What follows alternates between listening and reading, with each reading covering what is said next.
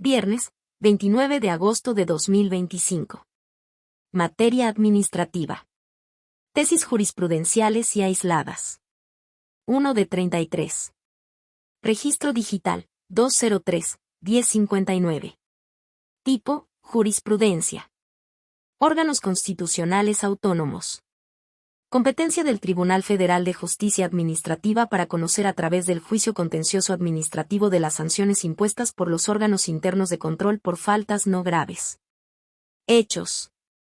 Los tribunales colegiados de circuito contendiente sustentaron criterios contradictorios al analizar si procede el juicio contencioso administrativo en términos del artículo 3 de la Ley Orgánica del Tribunal Federal de Justicia Administrativa, contra la sanción impuesta a un particular por el órgano de control interno de un órgano constitucional autónomo, con motivo de una falta administrativa no grave. Criterio jurídico. La segunda sala de la Suprema Corte de Justicia de la Nación determina que conforme a los artículos 109, fracción 3, de la Constitución Política de los Estados Unidos Mexicanos y 210 de la Ley General de Responsabilidades Administrativas, el Tribunal Federal de Justicia Administrativa es competente para conocer de la impugnación de sanciones impuestas por el órgano interno de control de un órgano constitucional autónomo a los servidores públicos o a los particulares por la Comisión de Faltas Administrativas no graves, previo agotamiento del recurso de revocación. Justificación.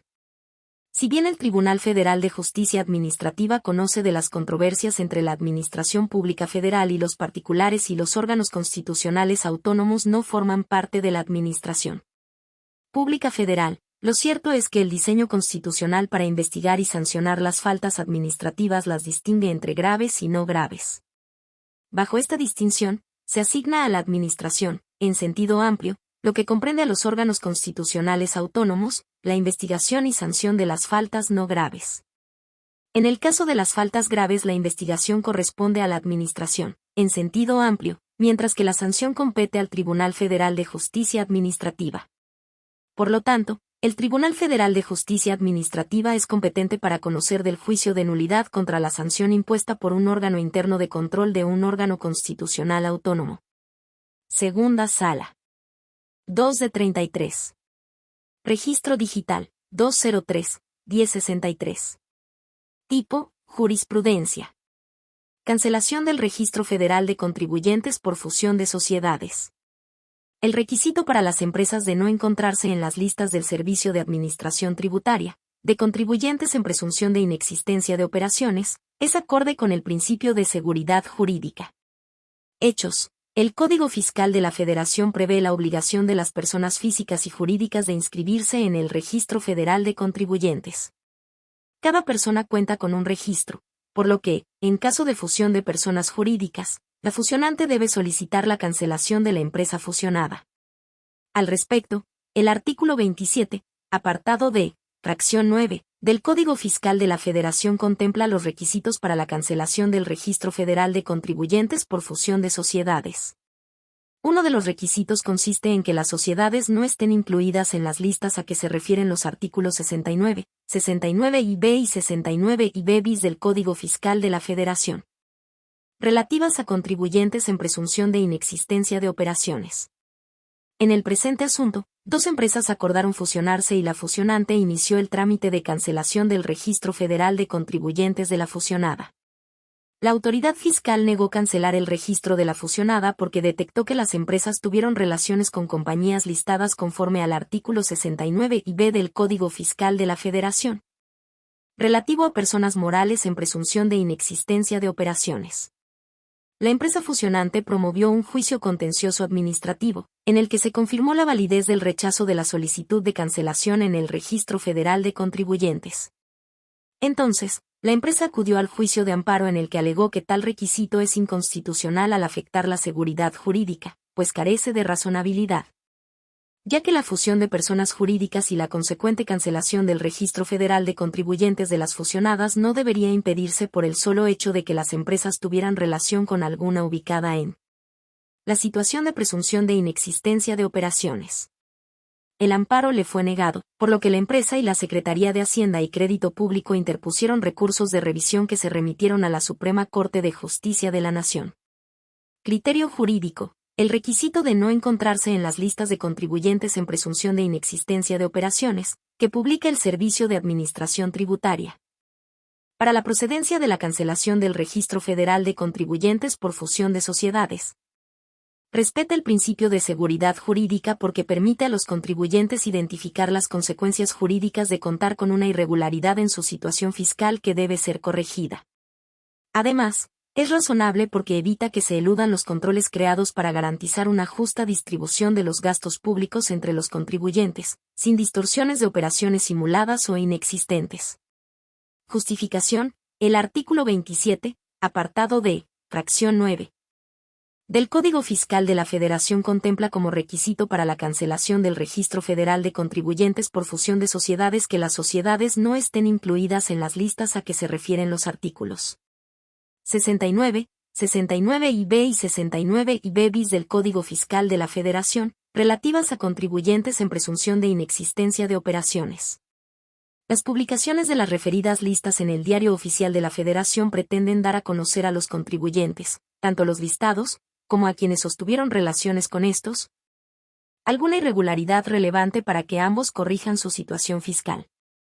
Lo anterior, porque la correcta situación fiscal de las personas contribuyentes, ya sean físicas o morales, conduce a alcanzar los fines establecidos en el artículo 31, fracción 4, de la Constitución Política del país en torno a una distribución equitativa y proporcional en la contribución al sostenimiento de los gastos públicos. De manera que no encontrarse incluido en los listados a que se refieren los artículos 69, 69IB y 69IB bis del Código Fiscal de la Federación, conforme al artículo 27. Apartado D, fracción 9, inciso B, de ese código, para cancelar el Registro Federal de Contribuyentes. Constituye un requisito que respeta la seguridad jurídica y permite a las personas contribuyentes saber que en caso de encontrarse incluidos en este tipo de listados será improcedente la cancelación del Registro Federal de Contribuyentes, precisamente al existir una irregularidad en su situación fiscal que debe ser corregida. El requisito también es razonable al tener por finalidad evitar que se eludan los controles creados a partir de las listas señaladas, lo que a su vez persigue una justa distribución de los gastos públicos entre los contribuyentes sin distorsiones de operaciones simuladas o inexistentes, así como contribuyentes ilocalizables o ubicados en alguno de los supuestos que prevén los preceptos que regulan esas listas. Finalmente, dicha exigencia no afecta de manera desmedida el derecho a la cancelación del Registro Federal de Contribuyentes, porque la procedencia de esa cancelación deriva de la propia conducta de los contribuyentes para ubicarse, o no, en los supuestos previstos en los artículos 69, 69IB y 69 B bis del Código Fiscal de la Federación. Primera Sala. 3 de 33. Registro Digital, 203, 1070. Tipo, jurisprudencia. Créditos respaldados. La ley del impuesto sobre la renta permite conocer los que se clasifican como tales, así como el efecto fiscal que les corresponde, por lo que se respeta el principio de seguridad jurídica. Hechos, con motivo de la reforma fiscal de 2013, vigente a partir de 2014. Un grupo de empresas vinculadas con la industria automotriz demandó por la vía de amparo indirecto la inconstitucionalidad de diversos artículos de la ley del impuesto sobre la renta. Entre otros aspectos, el grupo alegó que le causa inseguridad jurídica el artículo que prevé el concepto de créditos respaldados, cuyos intereses pactados reciben el tratamiento de dividendos en ciertos casos. El juez de distrito que conoció del asunto dictó sentencia en la que consideró que el artículo relacionado con el concepto de crédito respaldado y el tratamiento como dividendo de los intereses derivados de ese tipo de créditos no afectó al grupo de empresas quejosas, por lo que sobreseyó en el juicio. Las empresas recurrieron la sentencia. Un tribunal colegiado revocó el sobreseimiento y remitió el asunto a la Suprema Corte de Justicia de la Nación para resolver el planteamiento de constitucionalidad. Criterio jurídico. La ley del impuesto sobre la renta permite a las personas entender que el concepto de créditos respaldados implica la existencia de dos operaciones en las que uno de los créditos garantiza o respalda al otro. La norma también permite saber que los intereses de los créditos respaldados tienen el tratamiento de dividendos. Justificación. El artículo 11, fracción V, de la Ley del Impuesto sobre la Renta señala que los intereses de los créditos respaldados tienen el tratamiento de dividendos. Al respecto, la norma fiscal dispone que se consideran créditos respaldados cuando se actualice alguno de los cuatro supuestos. 1. Operaciones en las que se proporcione recíprocamente efectivo, bienes o servicios. 2. Financiamiento garantizado por efectivo, acciones o instrumentos de deuda. 3. Créditos condicionados a la celebración de contratos que otorguen derechos de opción al acreedor. 4. Operaciones financieras de deuda con el propósito de transferir recursos de una parte relacionada a otra. Para considerar que una operación se relaciona con créditos respaldados debe analizarse si la contratación se ubica en los supuestos descritos en la norma. Esa clasificación está íntimamente vinculada con el principio de veracidad y demostrabilidad razonable, sin que se deje en manos de la autoridad fiscal determinar la base del impuesto. Pues para que los intereses de un crédito respaldado se ubiquen como dividendo, tanto el contribuyente como la autoridad, cada una en su momento, deberán atender de manera conjunta, razonable y congruente a las operaciones, razones y circunstancias de la contratación. En ese sentido, si la norma describe los supuestos en los que se actualiza un crédito respaldado y permite identificar los casos en los que significarán dividendos, respeta el principio de seguridad jurídica. Primera Sala. 4 de 33. Registro digital, 203-1080. Tipo, jurisprudencia. Exploración minera. La dirección en el territorio nacional, por parte de la Secretaría de Economía, no implica declarar a dicha actividad como área estratégica del Estado, artículos 10 bis y 19 de la Ley de Minería. Hechos. Diversas empresas titulares de concesiones para la explotación y exploración minera, promovieron juicio de amparo reclamando el decreto de reforma legal en materia de concesiones mineras y de agua, publicado en el Diario Oficial de la Federación el 8 de mayo de 2023. Se concedió el amparo por advertir violaciones en el proceso legislativo y, en contra de dicha decisión, se interpusieron sendos recursos de revisión de los que conoció la Suprema Corte de Justicia de la Nación al asumir su competencia originaria, quien revocó la resolución impugnada y analizó los conceptos de violación no estudiados. Criterio jurídico. La primera sala de la Suprema Corte de Justicia de la Nación determina que las atribuciones de la Secretaría de Economía para dirigir las actividades de exploración del territorio nacional con el objeto de identificar y cuantificar los recursos minerales, no implica que se declare la actividad de exploración como área estratégica del Estado, sino que ello es acorde con las atribuciones que la Constitución Federal confiere de manera expresa para legislar en toda la República Mexicana sobre materia minera.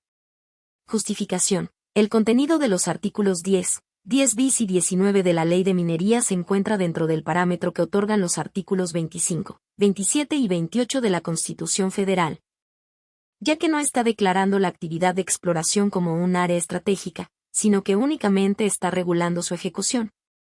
Al prever que la persona que cuente con información de la que se desprenda que en un lote no asignado o concesionado existen minerales o sustancias no estratégicas o reservadas al Estado, puede presentarla a la Secretaría de Economía, para que ésta determine la conveniencia de ordenar al Servicio Geológico Mexicano la exploración.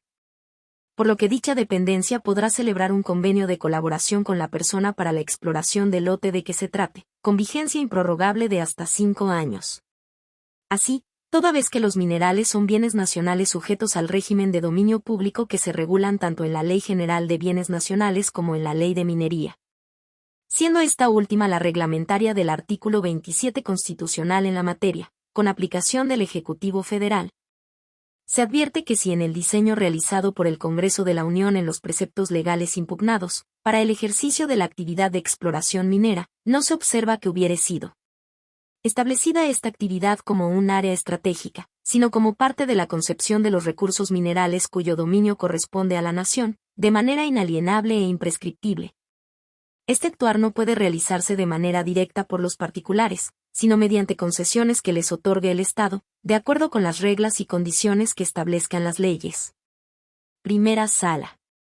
5 de 33.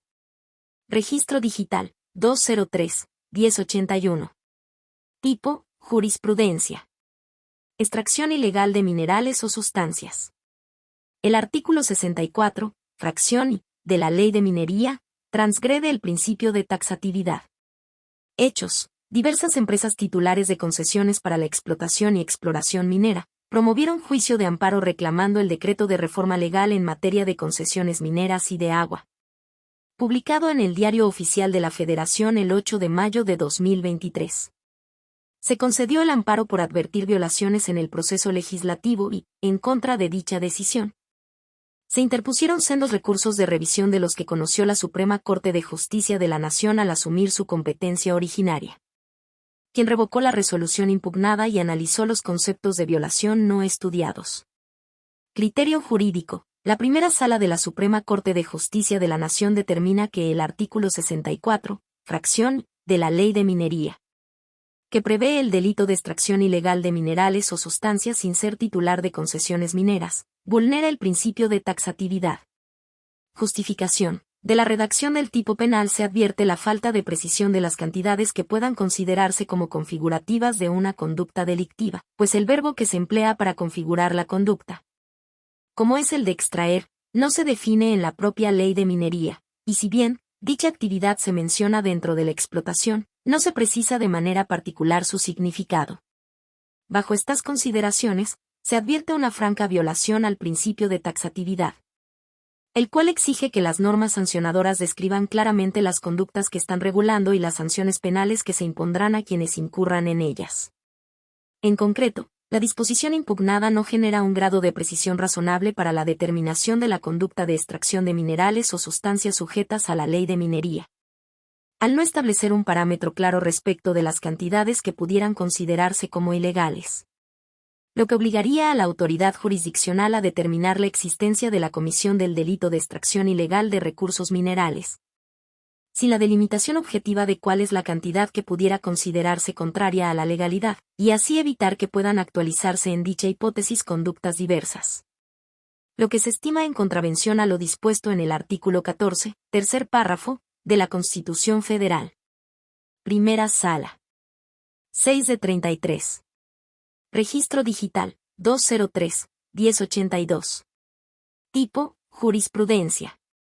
Facultades de autorización, registro y publicidad de tarifas de telefonía. Al conferirlas en la ley al órgano regulador de la materia, el Congreso de la Unión no ejerce una función regulatoria, sino declarativa. Hechos. Una empresa de telefonía promovió un juicio de amparo en el que reclamó que el legislador federal invadió las facultades exclusivas del Instituto Federal de Telecomunicaciones para el registro y la publicación de las tarifas que dicha empresa cobra por sus servicios, al haber sido declarada agente económico preponderante porque cuenta con una participación de mercado mayor al 50%. La jueza de distrito del conocimiento negó el amparo respecto de las normas reclamadas. La empresa interpuso un recurso de revisión. El Tribunal Colegiado del Conocimiento modificó la sentencia recurrida y remitió los autos a la Suprema Corte de Justicia de la Nación para el estudio de la cuestión de constitucionalidad de la Ley Federal de Telecomunicaciones y Radiodifusión. La empresa consideró que esas normas afectan las facultades exclusivas del Instituto Federal de Telecomunicaciones. Criterio jurídico. El Congreso de la Unión está facultado, bajo un criterio constitucional de competencias concurrentes, para establecer normativamente que corresponde al órgano regulador en la materia la autorización, registro y publicidad de las tarifas de telefonía, pues se trata de una simple enunciación de atribuciones que no entorpece su labor técnica. Justificación. El artículo 15 de la Ley Federal de Telecomunicaciones y Radiodifusión establece en su fracción XIP que es facultad del órgano especializado autorizar, registrar y publicitar las tarifas de telefonía del agente económico preponderante que cuente con una participación mayor al 50% en el mercado y los concesionarios que tengan poder sustancial para fijar precios unilateralmente, entre otros supuestos. La norma en cita no se refiere a una función regulatoria ni técnica del referido órgano, pues su alcance es meramente declarativo, en congruencia con el artículo 7 de la propia ley, dado que se limita a reconocer su competencia constitucional para establecer medidas en el mercado de que se trata. Por lo tanto, el precepto en análisis funciona como una garantía normativa que válidamente puede establecer el legislador ordinario, pues permite al órgano regulador en la materia ejercer sus funciones administrativas en un marco de seguridad jurídica y legalidad, en la medida en que no entorpece el despliegue dinámico, operativo y técnico que requiere la fijación de tarifas en el sector de la telefonía. Primera Sala. 7 de 33. Registro digital, 203-1083. Tipo, jurisprudencia. Falta administrativa de desvío de recursos. La descripción prevista en la Ley General de Responsabilidades Administrativas no se contrapone a las definiciones convencionales. Hechos. Un servidor público del Instituto Mexicano del Seguro Social participó en la adjudicación de un contrato público para adquirir consumibles de equipo de cómputo sin haber realizado previamente una investigación de mercado que garantizara las mejores condiciones para el Estado.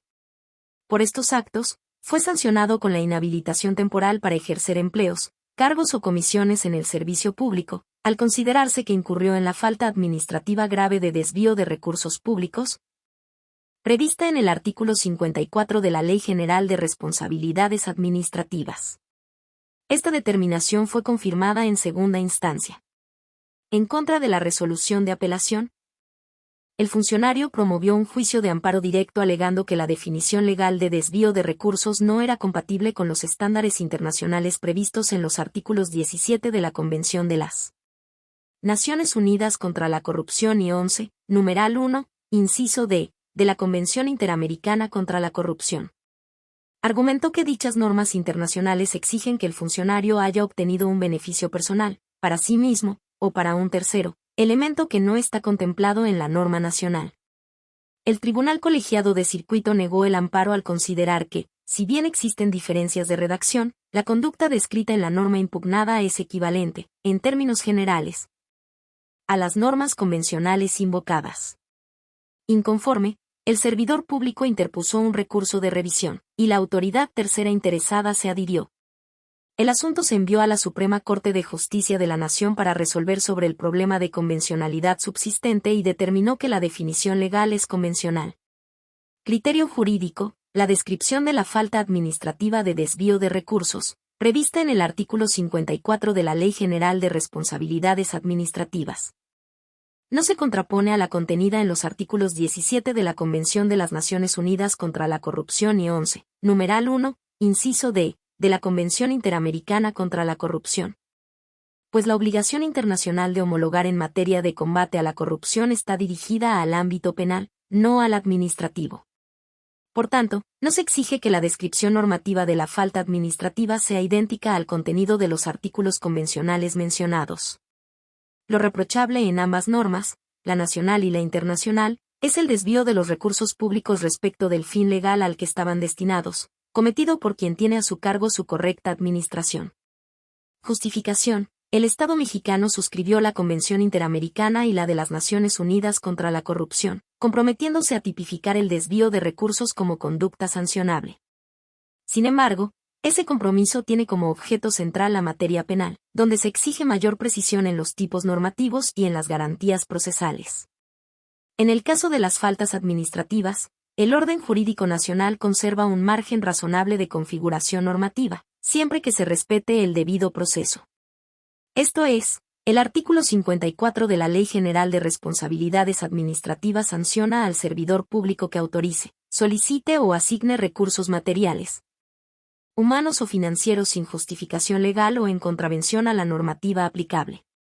Asimismo, considera desvío de recursos autorizar pagos o beneficios no previstos en el marco legal correspondiente. Esta descripción se aproxima suficientemente a lo dispuesto en los tratados internacionales, en cuanto a que el servidor público no debe disponer de los recursos públicos de manera contraria a su objeto legal. Por tanto, para cumplir con los compromisos internacionales, no resulta necesario que la ley administrativa incluya como elemento para que se verifique la falta administrativa de desvío de recursos la obtención de un beneficio personal, para sí mismo, o para un tercero. Primera Sala. 8 de 33. Registro digital, 203-1084. Tipo, jurisprudencia. Fondo para el Cambio Climático. Su extinción constituye una medida regresiva que afecta el derecho a un medio ambiente sano. Hechos. Una organización dedicada a desarrollar actividades de protección al medio ambiente promovió un juicio de amparo en contra de la reforma a la Ley General de Cambio Climático publicada el 6 de noviembre de 2020. en el Diario Oficial de la Federación, mediante la cual se extinguió el fideicomiso denominado Fondo para el Cambio Climático y dispuso la transferencia de sus recursos a la Tesorería de la Federación. El juez de distrito sobreseyó en el juicio, al considerar inexistentes los actos de ejecución dirigidos a extinguir el fideicomiso mencionado, además de que la organización no acreditó una afectación directa. La persona moral interpuso un recurso de revisión, con la adhesión de las autoridades responsables. El tribunal colegiado reconoció que la asociación sí cuenta con interés legítimo, pues desarrolla diversas actividades de investigación científica para la protección del medio ambiente, así como para la preservación y restauración del equilibrio ecológico. Por esa razón revocó el sobreseimiento y envió el asunto a la Suprema Corte de Justicia de la Nación para resolver el problema de constitucionalidad subsistente. Criterio jurídico. La extinción del Fondo para el Cambio Climático constituye una medida regresiva en la tutela efectiva del derecho humano a un medio ambiente sano y del nivel alcanzado en su protección, ya que eliminó mecanismos de financiamiento, evaluación y fiscalización de los proyectos y programas para enfrentar dicha problemática ambiental, sin que el legislador motivara de manera reforzada las razones para su eliminación. Justificación. Con motivo de la reforma de 10 de junio de 2011 a la Constitución Política de los Estados Unidos Mexicanos, se incorporó en el tercer párrafo de su artículo 1 el principio de progresividad en la tutela de los derechos humanos, cuya faceta negativa o prohibición de regresividad impone al Estado el deber de abstenerse de adoptar medidas que limiten o restrinjan el nivel de protección alcanzado.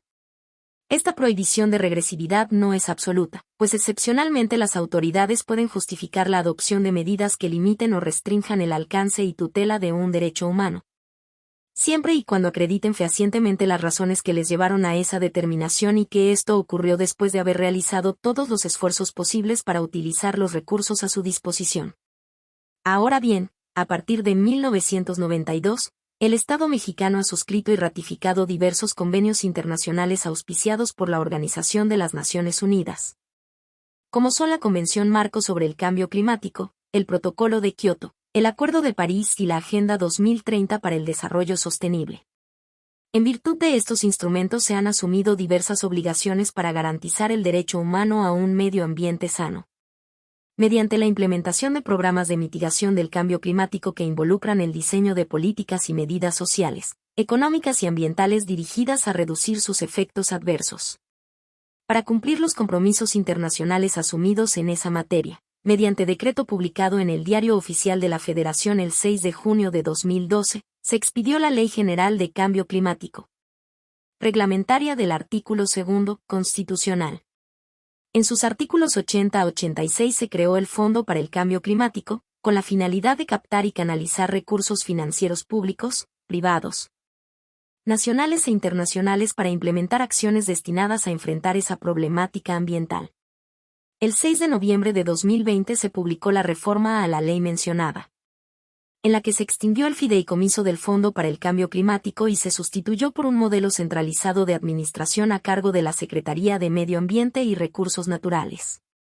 Esta medida legislativa supuso una reducción en las expectativas legítimas del uso de la propiedad y su apropiación económica para el desarrollo de los planes, estrategias y acciones para la mitigación y adaptación al cambio climático en el país, ya que eliminó una figura jurídica que contaba con la capacidad para captar recursos de naturaleza mixta mediante la participación de terceros.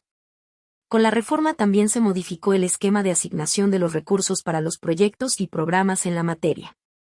La desaparición del fondo llevó a la eliminación de sus reglas de operación que establecían los mecanismos de selección de los planes a financiar, lo que fue sustituido por un criterio discrecional, al dejar la determinación de tales aspectos a los procedimientos que habrá de fijar la Secretaría de Medio Ambiente y Recursos Naturales.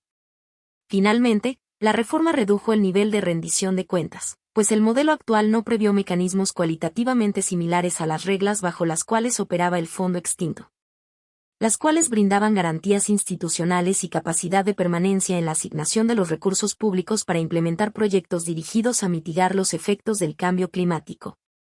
En ese sentido, ante la importancia del fondo para proteger el derecho humano a un medio ambiente sano, y del nivel alcanzado en su protección, Su extinción requería una motivación reforzada que justificara la variación de los mecanismos de financiamiento, evaluación y fiscalización de los proyectos y programas para enfrentar la problemática ambiental. Es decir, debieron justificarse plenamente los problemas que suponía mantener el fideicomiso existente, así como demostrar que se habían hecho esfuerzos significativos para crear un mecanismo cualitativamente similar que permitiera paliar el retroceso en el nivel de satisfacción del derecho al medio ambiente sano. En consecuencia, la extinción del Fondo para el Cambio Climático que derivó de la reforma en análisis resultó inconstitucional, pues significó una regresión en el nivel de tutela alcanzado por el derecho a un medio ambiente sano. Primera Sala. 9 de 33. Registro Digital, 203-1086. Tipo, jurisprudencia. Igualdad y no discriminación. La regulación diferenciada del uso industrial de aguas en la minería, con respecto a otro tipo de usos, no vulnera dicho principio al encontrar una justificación razonable.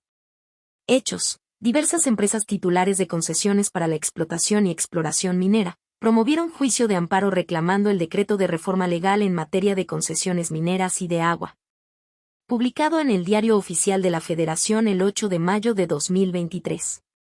Se concedió el amparo por advertir violaciones en el proceso legislativo y, en contra de dicha decisión, se interpusieron sendos recursos de revisión de los que conoció la Suprema Corte de Justicia de la Nación al asumir su competencia originaria, quien revocó la resolución impugnada y analizó los conceptos de violación no estudiados. Criterio jurídico. La primera sala de la Suprema Corte de Justicia de la Nación determina que la regulación diferenciada del uso industrial de aguas en la minería, con respecto a otro tipo de usos, no vulnera el principio de igualdad y no discriminación, pues encuentra una justificación razonable para el tratamiento y operatividad de las concesiones.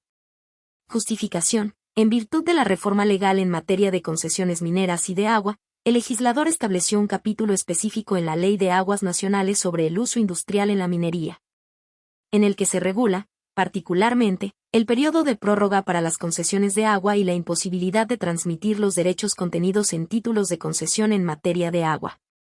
Al respecto, de conformidad con la exposición de motivos, se advierte que la regulación diferenciada encuentra justificación en la medida en que, por un lado, se pretende proteger bienes jurídicos en materia ambiental y el aprovechamiento sostenible de los recursos hídricos, por lo que el uso del agua para dichos fines debe ser regulado con el propósito de buscar su equilibrio, preservación y restauración, así como evitar su sobreexplotación, especialmente en regiones con escasez hídrica. Y, por otro, las modificaciones legales atienden a homologar con el nuevo régimen de la industria minera, específicamente respecto a las nuevas condiciones regulatorias de las concesiones, el uso de recursos hídricos que se ocupan en dicha materia. Luego entonces, la distinción que la Ley de Aguas Nacionales establece para las concesiones de la industria minera en materia de agua, a diferencia de otros sectores donde no se previeron este tipo de condiciones, no resulta violatoria del principio de igualdad ni implica que se otorguen privilegios a los demás sectores que hacen uso de los recursos hídricos, toda vez que el legislador aporta una justificación razonable para el tratamiento y operatividad de las concesiones para el uso del agua en el sector minero, máxime que forma parte de la libertad configurativa del legislador. Primera Sala. 10 de 33. Registro Digital, 203-1087. Tipo, jurisprudencia.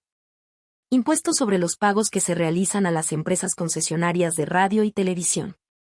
No se actualiza una doble tributación respecto del impuesto sobre la renta que deben cubrir dichas empresas. Hechos. En 1968 se estableció en la Ley del Impuesto sobre Servicios expresamente declarados de interés público por ley, en los que intervengan empresas concesionarias de bienes del dominio directo de la nación, un impuesto del 25% a los pagos realizados por los particulares que contraten servicios de publicidad en radio y televisión, el cual corresponde recaudar a los concesionarios para su posterior entrega al Fisco Federal. El Poder Ejecutivo Federal emitió directrices que autorizaron a los concesionarios a otorgar al Estado tiempos de transmisión al aire para la difusión de temas educativos, culturales y de interés social, a cambio de ese impuesto. En el caso, en 2021, El Servicio de Administración Tributaria determinó un crédito fiscal en contra de una empresa concesionaria de una estación de radio comercial debido a que no puso a disposición del Estado la totalidad de los tiempos fiscales que le correspondía entregar. Ante el incumplimiento de la entrega total de tiempos de transmisión, se actualizó la obligación de entero del 25% sobre la totalidad de los pagos que recibió la empresa por los espacios de publicidad comercializados con particulares. La concesionaria impugnó el crédito ante el Tribunal Federal de Justicia Administrativa, el cual ordenó ajustar su monto en proporción al tiempo faltante. En desacuerdo, la empresa promovió un juicio de amparo directo en el que argumentó que el impuesto previsto en el artículo 9 de la Ley del Impuesto sobre Servicios expresamente declarados de interés público por ley genera una doble tributación porque éste se suma al diverso impuesto sobre la renta que debe cubrirse, en su concepto, por los mismos ingresos, lo que agota sus recursos económicos al no estar previstas deducciones o acreditamientos que disminuyan la carga tributaria. El Tribunal Colegiado de Circuito negó el amparo, por lo que la empresa interpuso recurso de revisión. Criterio jurídico. La contribución prevista en el artículo 9 de la Ley del Impuesto sobre Servicios expresamente declarados de interés público por ley, que grava con la tasa del 25% los pagos que realizan los particulares que contratan servicios de publicidad en radio y televisión, no genera un efecto de duplicidad tributaria frente al diverso impuesto sobre la renta que deben pagar los concesionarios de estaciones de radio y televisión, dado que no son coincidentes en su objeto, sujetos pasivos ni hecho imponible. Justificación. La doble tributación es un fenómeno de naturaleza económica y fiscal que se caracteriza por la imposición de más de una contribución sobre un mismo objeto. La contribución prevista en el artículo 9 de la Ley del Impuesto sobre Servicios expresamente declarados de interés público por ley grava con la tasa del 25% los pagos que realizan los particulares que contratan servicios de publicidad en radio y televisión, el cual solo debe ser recaudado y enterado por concesionarios. Incluso, se permite que su entrega sea sustituida por el otorgamiento al Estado de tiempos de transmisión al aire para la difusión de temas educativos, culturales y de interés social, lo que se conoce como tiempos fiscales. Del contraste entre dicho impuesto y el impuesto sobre la renta que deben pagar los concesionarios de estaciones de radio y televisión, se advierte que el objeto de ambos gravámenes es esencialmente distinto. Además de que no son coincidentes en los sujetos pasivos ni hecho imponible. La diferencia sustancial se encuentra en los distintos sujetos pasivos de la obligación tributaria. Pues mientras que el impuesto a los servicios concesionados de radio y televisión corre a cargo de las personas que los contratan y pagan por ellos, el impuesto sobre la renta gravita, en el caso de los residentes en México, sobre las ganancias obtenidas de fuentes de riqueza ubicadas tanto en el país como en el extranjero. Esta diferencia primordial y relevante acarrea distinciones en los demás elementos de la contribución, como es su objeto y hecho imponible, por lo que no se genera un efecto de doble tributación. Primera Sala. 11 de 33. Registro digital, 203-1089. Tipo, jurisprudencia. Indemnización por responsabilidad patrimonial del Estado. Es improcedente cuando deriva del incumplimiento de un laudo por despido injustificado. Hechos: un trabajador de la Procuraduría Federal del Consumidor fue despedido injustificadamente, por lo que inició un procedimiento para reclamar la responsabilidad patrimonial del Estado por el daño moral que sufrió como consecuencia de dicho despido y del incumplimiento del laudo que ordenó reinstalarlo. La autoridad desechó la demanda al considerar que la actividad reprochada era de naturaleza laboral, por lo tanto, no era susceptible de ser reclamada conforme a la Ley Federal de Responsabilidad Patrimonial del Estado. Inconforme, la persona demandó la nulidad de la anterior resolución, pero la Sala del Tribunal Federal de Justicia Administrativa confirmó su validez. En desacuerdo, el trabajador promovió un juicio de amparo directo en el que argumentó que el hecho de que la citada ley federal no regule la indemnización por daños derivado de un despido injustificado vulnera los derechos de acceso a la justicia, a un recurso efectivo y a la reparación integral del daño. El Tribunal Colegiado de Circuito negó el amparo al considerar que el objeto de la ley es regular la responsabilidad emanada del actuar irregular del Estado. La parte quejosa interpuso un recurso de revisión, que correspondió conocer a la primera sala de la Suprema Corte de Justicia de la Nación. Criterio jurídico. La responsabilidad patrimonial del Estado es improcedente frente a actos de naturaleza laboral, como el despido injustificado y el desacato de un laudo, pues no derivan de una actividad administrativa irregular, es decir, de un acto u omisión atribuible a la autoridad estatal que hubiera generado un daño a los bienes o derechos de una persona de forma injustificada, sino de un incumplimiento de un contrato laboral, en el que la autoridad funge como patrón y quien promueve la acción lo hace en calidad de parte trabajadora. Justificación. De conformidad con el artículo 109, último párrafo, de la Constitución Política de los Estados Unidos Mexicanos, la responsabilidad patrimonial del Estado constituye un mecanismo que busca resarcir los daños y perjuicios generados a un particular por el incumplimiento del deber que tienen todas las personas de no causar un daño a los demás, lo que tradicionalmente se conoce como responsabilidad extracontractual. Esta responsabilidad es directa, porque no se demanda al servidor público que causó el daño, sino al propio Estado, y es objetiva, ya que surge a partir de que se acredita una actuación u omisión de la administración pública que contraviene el marco normativo, lo que implica que se desvincule de la negligencia o intencionalidad de quien ocasionó el daño. En ese sentido, no es procedente otorgar una indemnización por responsabilidad patrimonial cuando se reclama al Estado su actuación como patrón frente a sus trabajadores, pues ésta tiene su origen en un contrato laboral y no en una actividad administrativa irregular, por lo que no se trata de un acto que pueda ser reparado a través de este procedimiento. Sin embargo, esto no implica, de modo alguno, una vulneración al derecho de acceso a la justicia, a un recurso judicial efectivo y a la reparación integral del daño, pues la persona trabajadora puede acudir a la vía correspondiente y ante el órgano judicial competente para hacer valer sus pretensiones cuando considere lesionados sus derechos en el marco de dicha relación.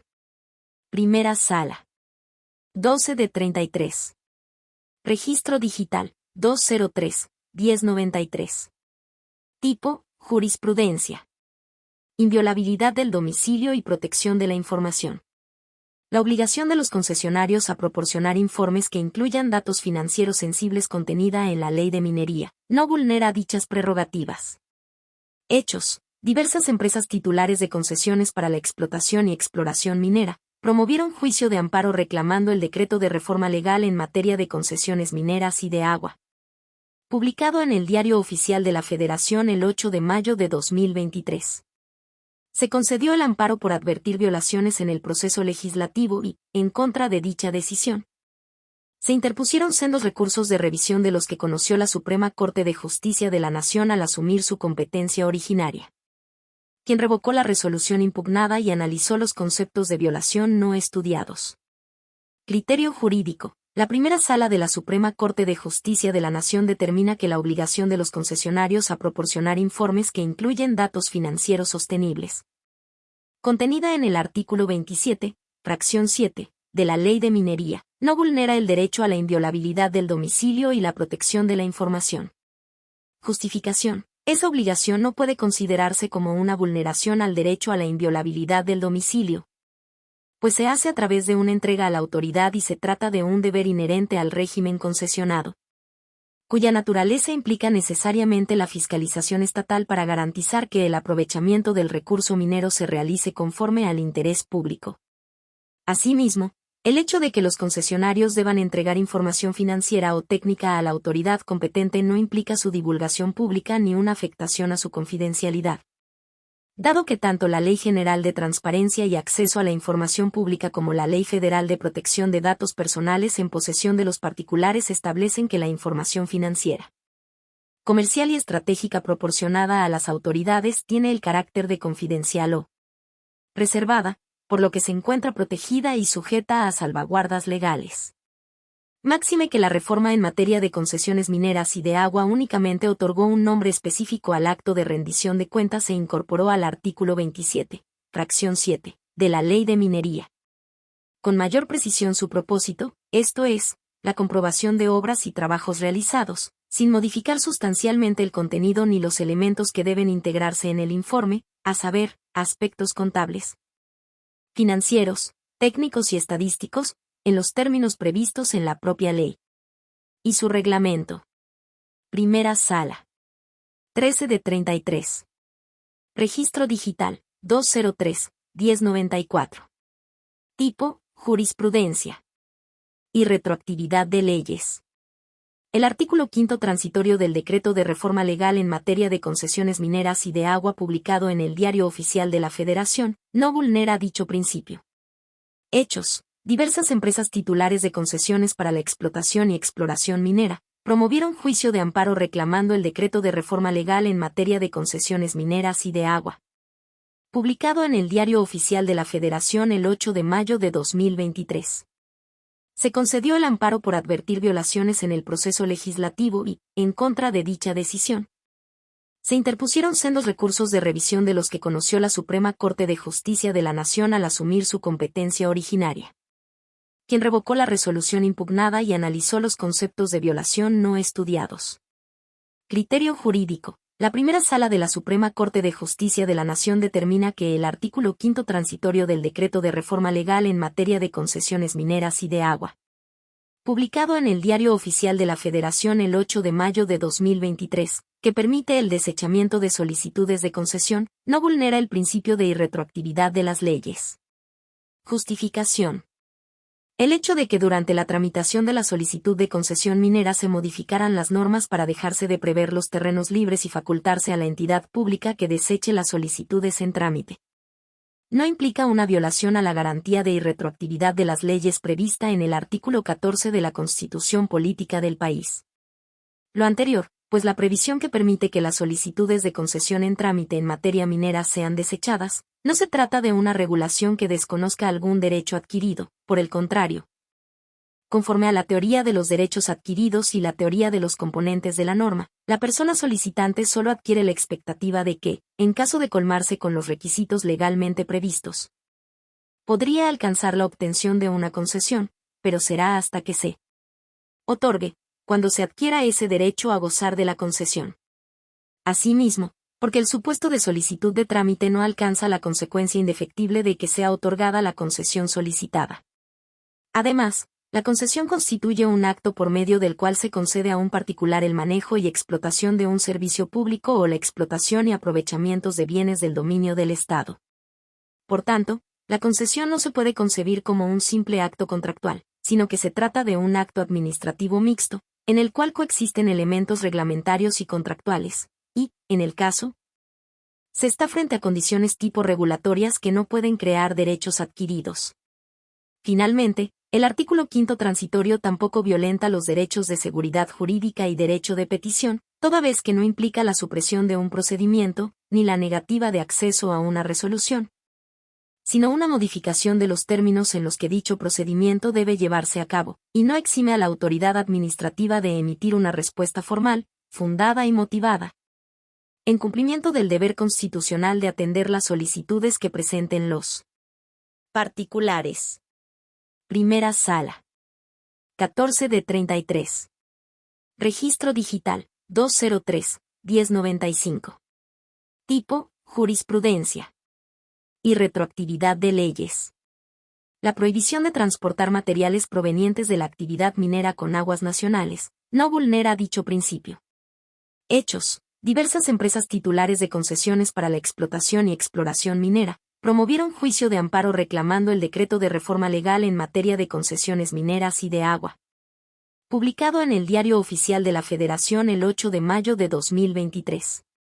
Se concedió el amparo por advertir violaciones en el proceso legislativo y, en contra de dicha decisión, se interpusieron sendos recursos de revisión de los que conoció la Suprema Corte de Justicia de la Nación al asumir su competencia originaria, quien revocó la resolución impugnada y analizó los conceptos de violación no estudiados. Criterio jurídico. La primera sala de la Suprema Corte de Justicia de la Nación determina que la prohibición de transportar materiales provenientes de la actividad minera con aguas nacionales no vulnera el principio de irretroactividad de las leyes, ya que no se trata de un derecho adquirido a favor de los concesionarios. Justificación. Los títulos de concesión minera constituyen actos administrativos de naturaleza mixta, en los que coexisten tanto cláusulas esenciales, como cláusulas regulatorias, que derivan del marco jurídico general y que pueden ser válidamente modificadas por el Estado, sin requerir el consentimiento del concesionario. En el caso, si bien el artículo 81 bis 3 de la Ley de Aguas Nacionales introduce una prohibición relacionada con el aprovechamiento de aguas Lo cierto es que con ello no se modifican los elementos esenciales del título de concesión, como la duración, el objeto o la materia autorizada, sino constituye una medida que obedece a criterios ambientales y sustentabilidad hídrica. En ese sentido, se tratan de condiciones de naturaleza regulatoria, cuyo contenido y exigibilidad están determinados por el marco normativo vigente, y en consecuencia, pueden ser válidamente modificados por el legislador, sin que ello constituya una violación a derechos adquiridos y, por tanto, al principio de irretroactividad consagrado en el artículo 14 constitucional. Máxime que la referida disposición actualiza el régimen jurídico aplicable al ejercicio continuo en coherencia con los principios constitucionales de protección ambiental, uso sustentable del agua y seguridad. Primera Sala. 15 de 33.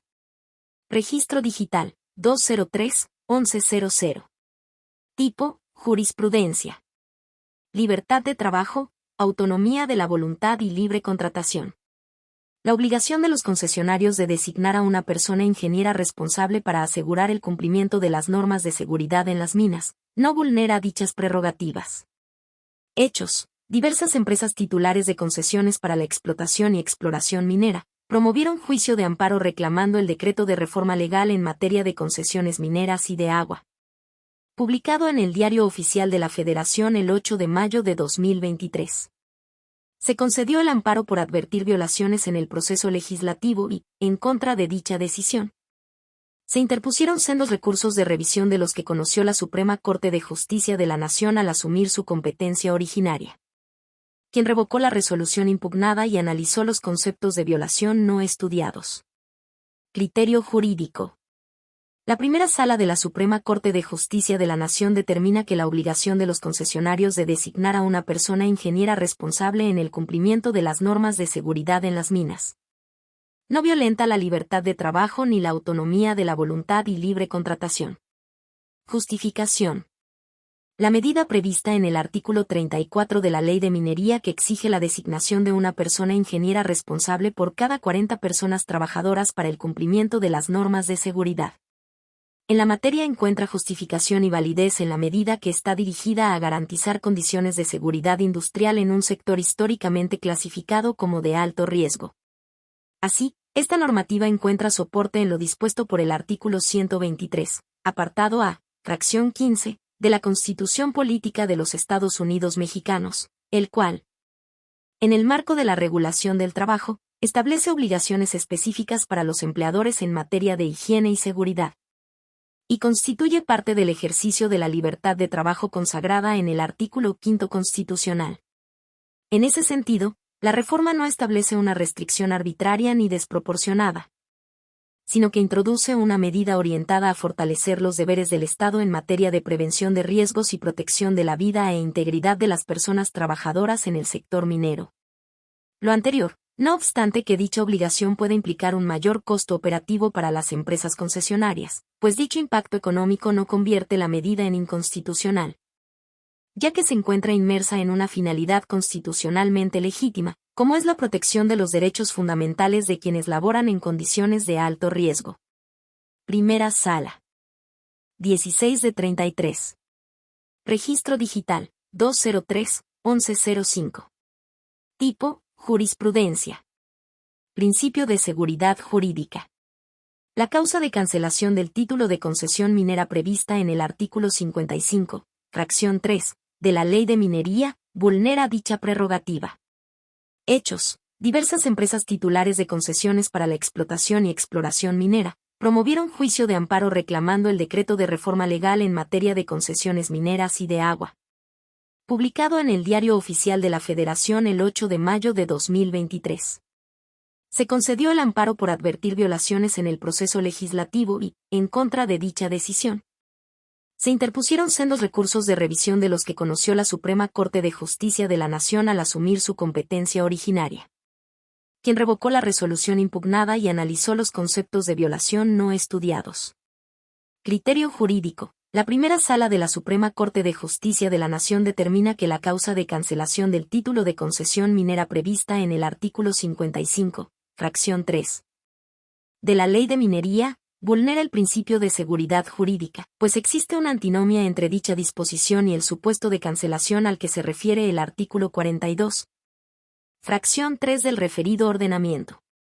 Justificación. La causa de cancelación de concesiones prevista en el artículo 42, fracción 3 de la Ley de Minería establece que la falta de pago de contribuciones se actualiza únicamente cuando se omite el pago por 2 ejercicios consecutivos, mientras que el artículo 55, fracción 3, prevé la cancelación inmediata por el simple hecho de no cubrir oportunamente los pagos correspondientes, sin prever un umbral temporal.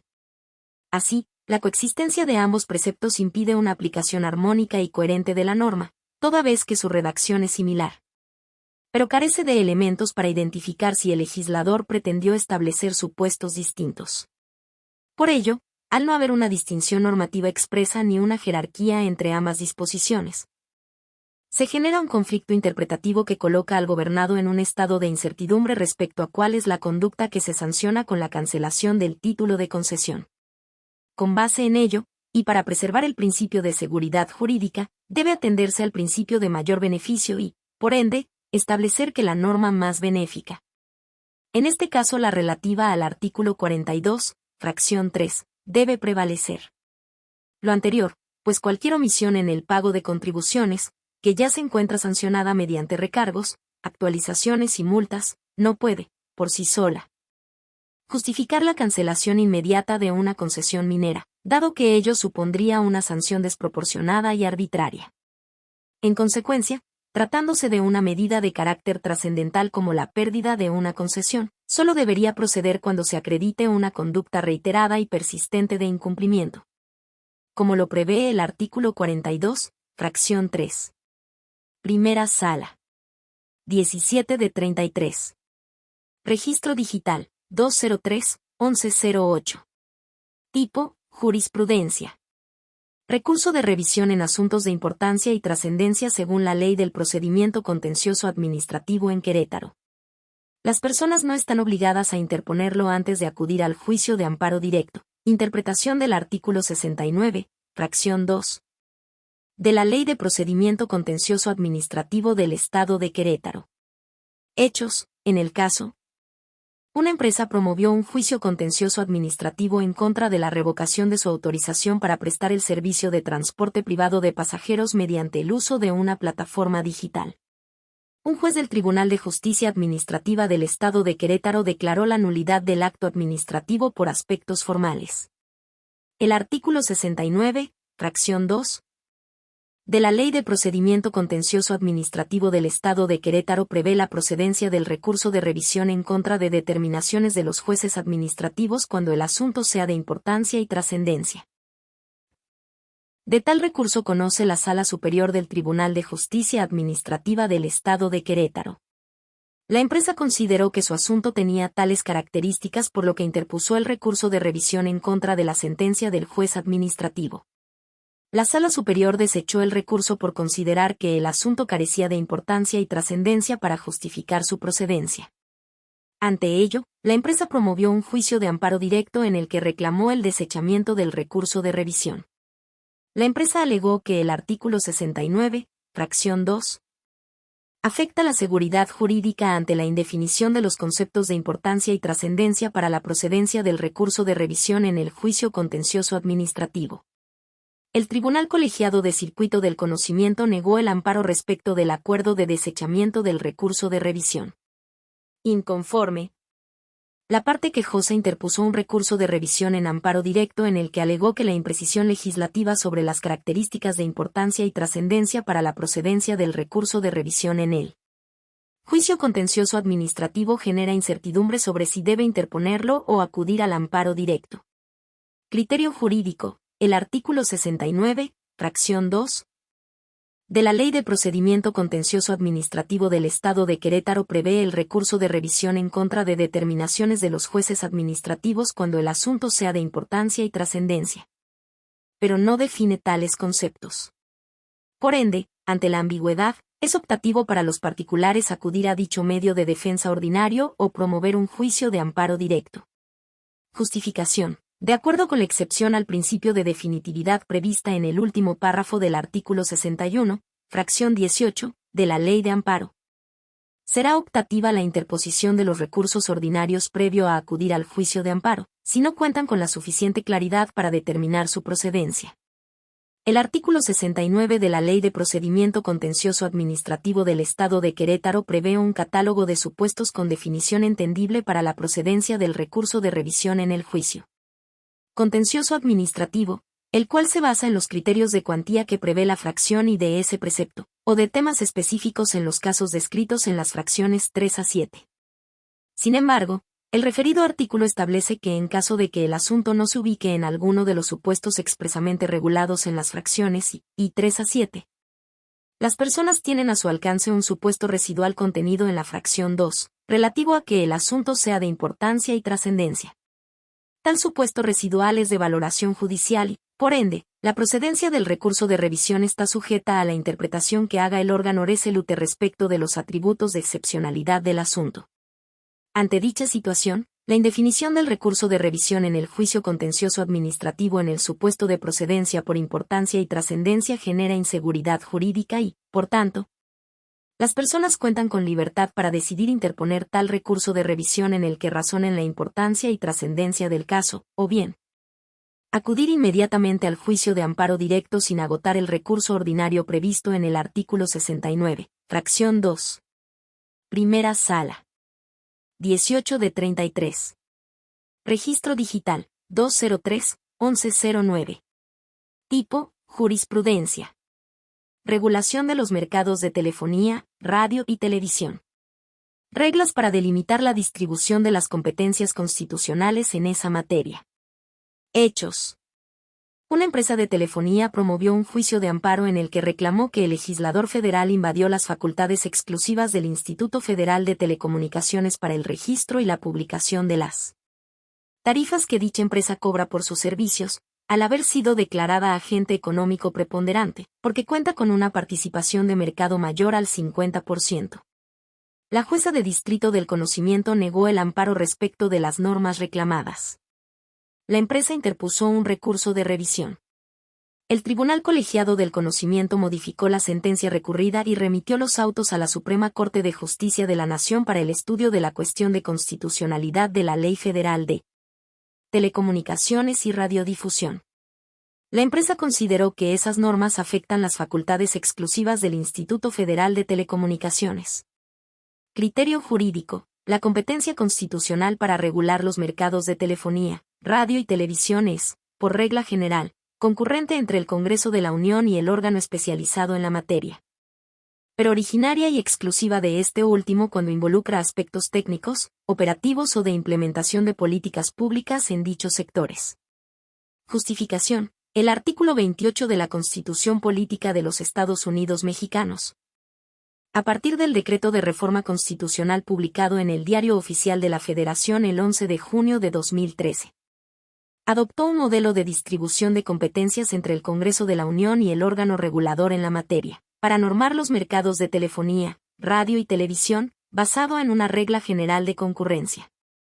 Este criterio genérico encuentra una primera regla particular en el artículo 8 transitorio de la reforma mencionada, el cual establece la deferencia en favor del órgano regulador, basada en su especialización, para reglamentar en forma originaria y exclusiva los aspectos técnicos, principalmente operativos o de implementación de política pública, bajo los que habrán de operar los participantes de los mercados involucrados. Este bloque competencial exclusivo del órgano especializado en la materia es un espacio indisponible para el legislador. Una segunda regla particular se presenta en la materia de competencia económica. Dado que la fracción 7 del artículo 3 transitorio de la reforma constitucional reservó al Congreso de la Unión la atribución de establecer prohibiciones específicas, a nivel normativo, para evitar que los prestadores de los servicios de telefonía, radio y televisión incurran en prácticas que puedan ocasionar desequilibrios en el mercado, por el otorgamiento de tratos preferenciales o subsidios al interior de su mismo grupo económico. Sin embargo, estas prohibiciones normativas no pueden tener el alcance de fijar aspectos técnicos propios de la competencia del órgano regulador en la materia, pues por la deferencia a su especialidad, le corresponde en exclusiva desarrollar e implementar tales cuestiones. Los lineamientos anteriores permiten resolver los problemas jurídicos que se presenten en los sectores señalados, atendiendo, preponderantemente, al ámbito de la norma aplicada, para determinar si la regulación corresponde a la esfera de competencias reservadas o concurrentes. En el caso de que se trate de un aspecto concurrente, la solución habrá de atender a un criterio de superioridad jerárquica de la ley o de no contradicción. Así, deberá analizarse si el Poder Legislativo ya normó un aspecto a través de lineamientos generales, ante lo cual la regulación del órgano especializado en la materia deberá apegarse a la ley. De no haber legislación relacionada, el referido órgano estará habilitado para dictar las disposiciones administrativas generales que resulten necesarias para cumplir su fin constitucional. En cambio, si el enunciado normativo regula un aspecto exclusivo del órgano regulador en la materia, el criterio de solución será el de competencia, de acuerdo con el cual el Poder Legislativo debe abstenerse de fijar cuestiones técnicas propias del citado órgano, si con ello le resta el margen de maniobra requerido para cumplir su cometido. Primera Sala. 19 de 33. Registro Digital, 203-1111. Tipo, jurisprudencia. Regulación del mercado de telefonía. Alcances de la competencia concurrente del Congreso de la Unión en el diseño de lineamientos generales para normar al concesionario con participación mayor a la mitad del mercado. Hechos. Una empresa de telefonía promovió un juicio de amparo en el que reclamó que el legislador federal invadió las facultades exclusivas del Instituto Federal de Telecomunicaciones para el registro y la publicación de las tarifas que dicha empresa cobra por sus servicios, al haber sido declarada agente económico preponderante porque cuenta con una participación de mercado mayor al 50%. La jueza de distrito del conocimiento negó el amparo respecto de las normas reclamadas. La empresa interpuso un recurso de revisión. El Tribunal Colegiado del Conocimiento modificó la sentencia recurrida y remitió los autos a la Suprema Corte de Justicia de la Nación para el estudio de la cuestión de constitucionalidad de la Ley Federal de Telecomunicaciones y Radiodifusión. La empresa consideró que esas normas afectan las facultades exclusivas del Instituto Federal de Telecomunicaciones. Criterio jurídico.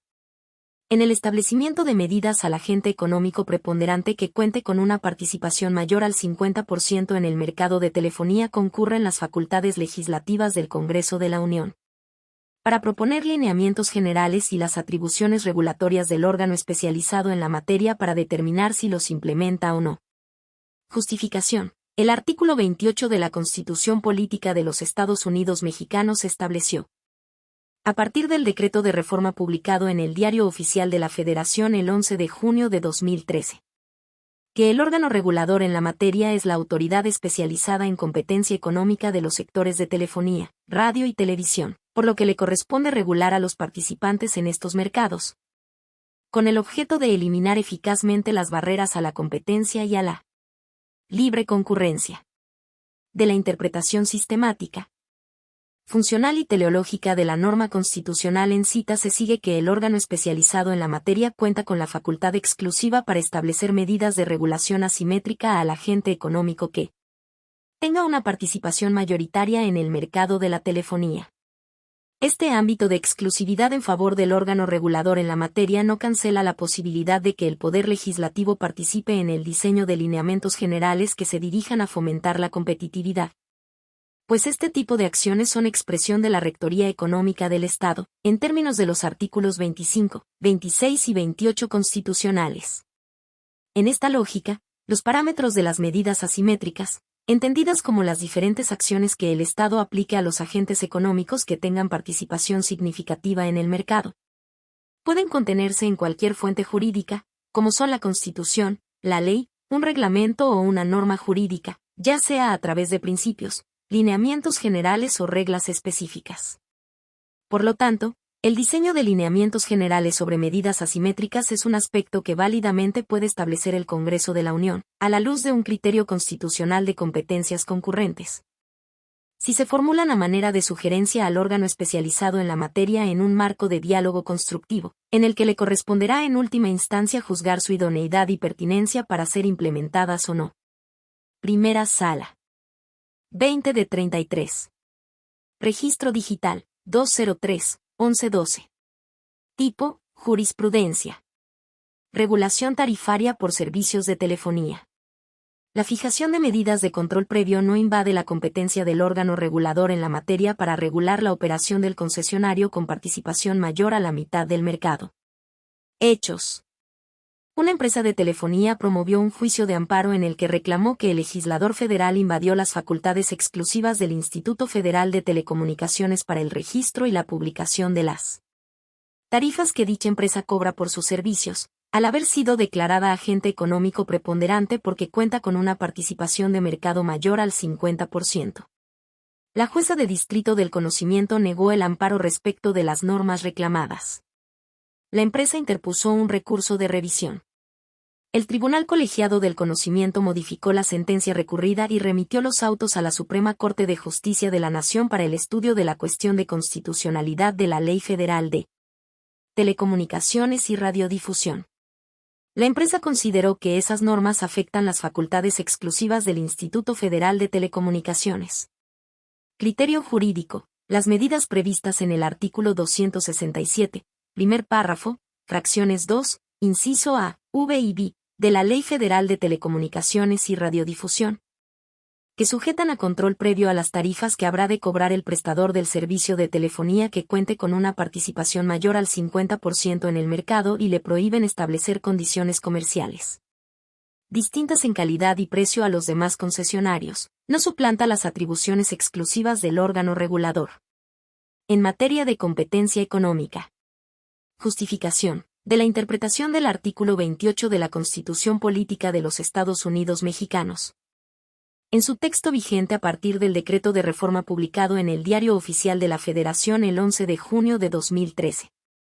Se sigue que el órgano especializado en la materia es titular exclusivo de la facultad para establecer medidas de regulación diferenciada o asimétrica al agente económico que tenga una participación mayoritaria en el mercado de la telefonía. Este ámbito de exclusividad no se ve afectado por el hecho de que el legislador federal haya establecido en el artículo 267 de la Ley Federal de Telecomunicaciones y Radiodifusión, en el inciso A, de su fracción 2 y en sus diversas fracciones V y B, el lineamiento para que el órgano regulador en la materia pueda imponer al concesionario de telefonía con participación mayoritaria de mercado las medidas de sujetar a autorización sus planes tarifarios y de abstenerse de fijar condiciones más onerosas por los servicios que presta a sus competidores. Por una parte, la autorización tarifaria a que se refiere el inciso A de la fracción 2 no equivale a la imposición de una medida asimétrica ni está delimitada por criterios técnicos propios de la especialización del referido órgano, pues no toca cuestión alguna relacionada con su importe, especificidades o medidas relacionadas, además de que éste puede generar condiciones adicionales o distintas a las establecidas en la norma, la cual tiene un carácter orientador.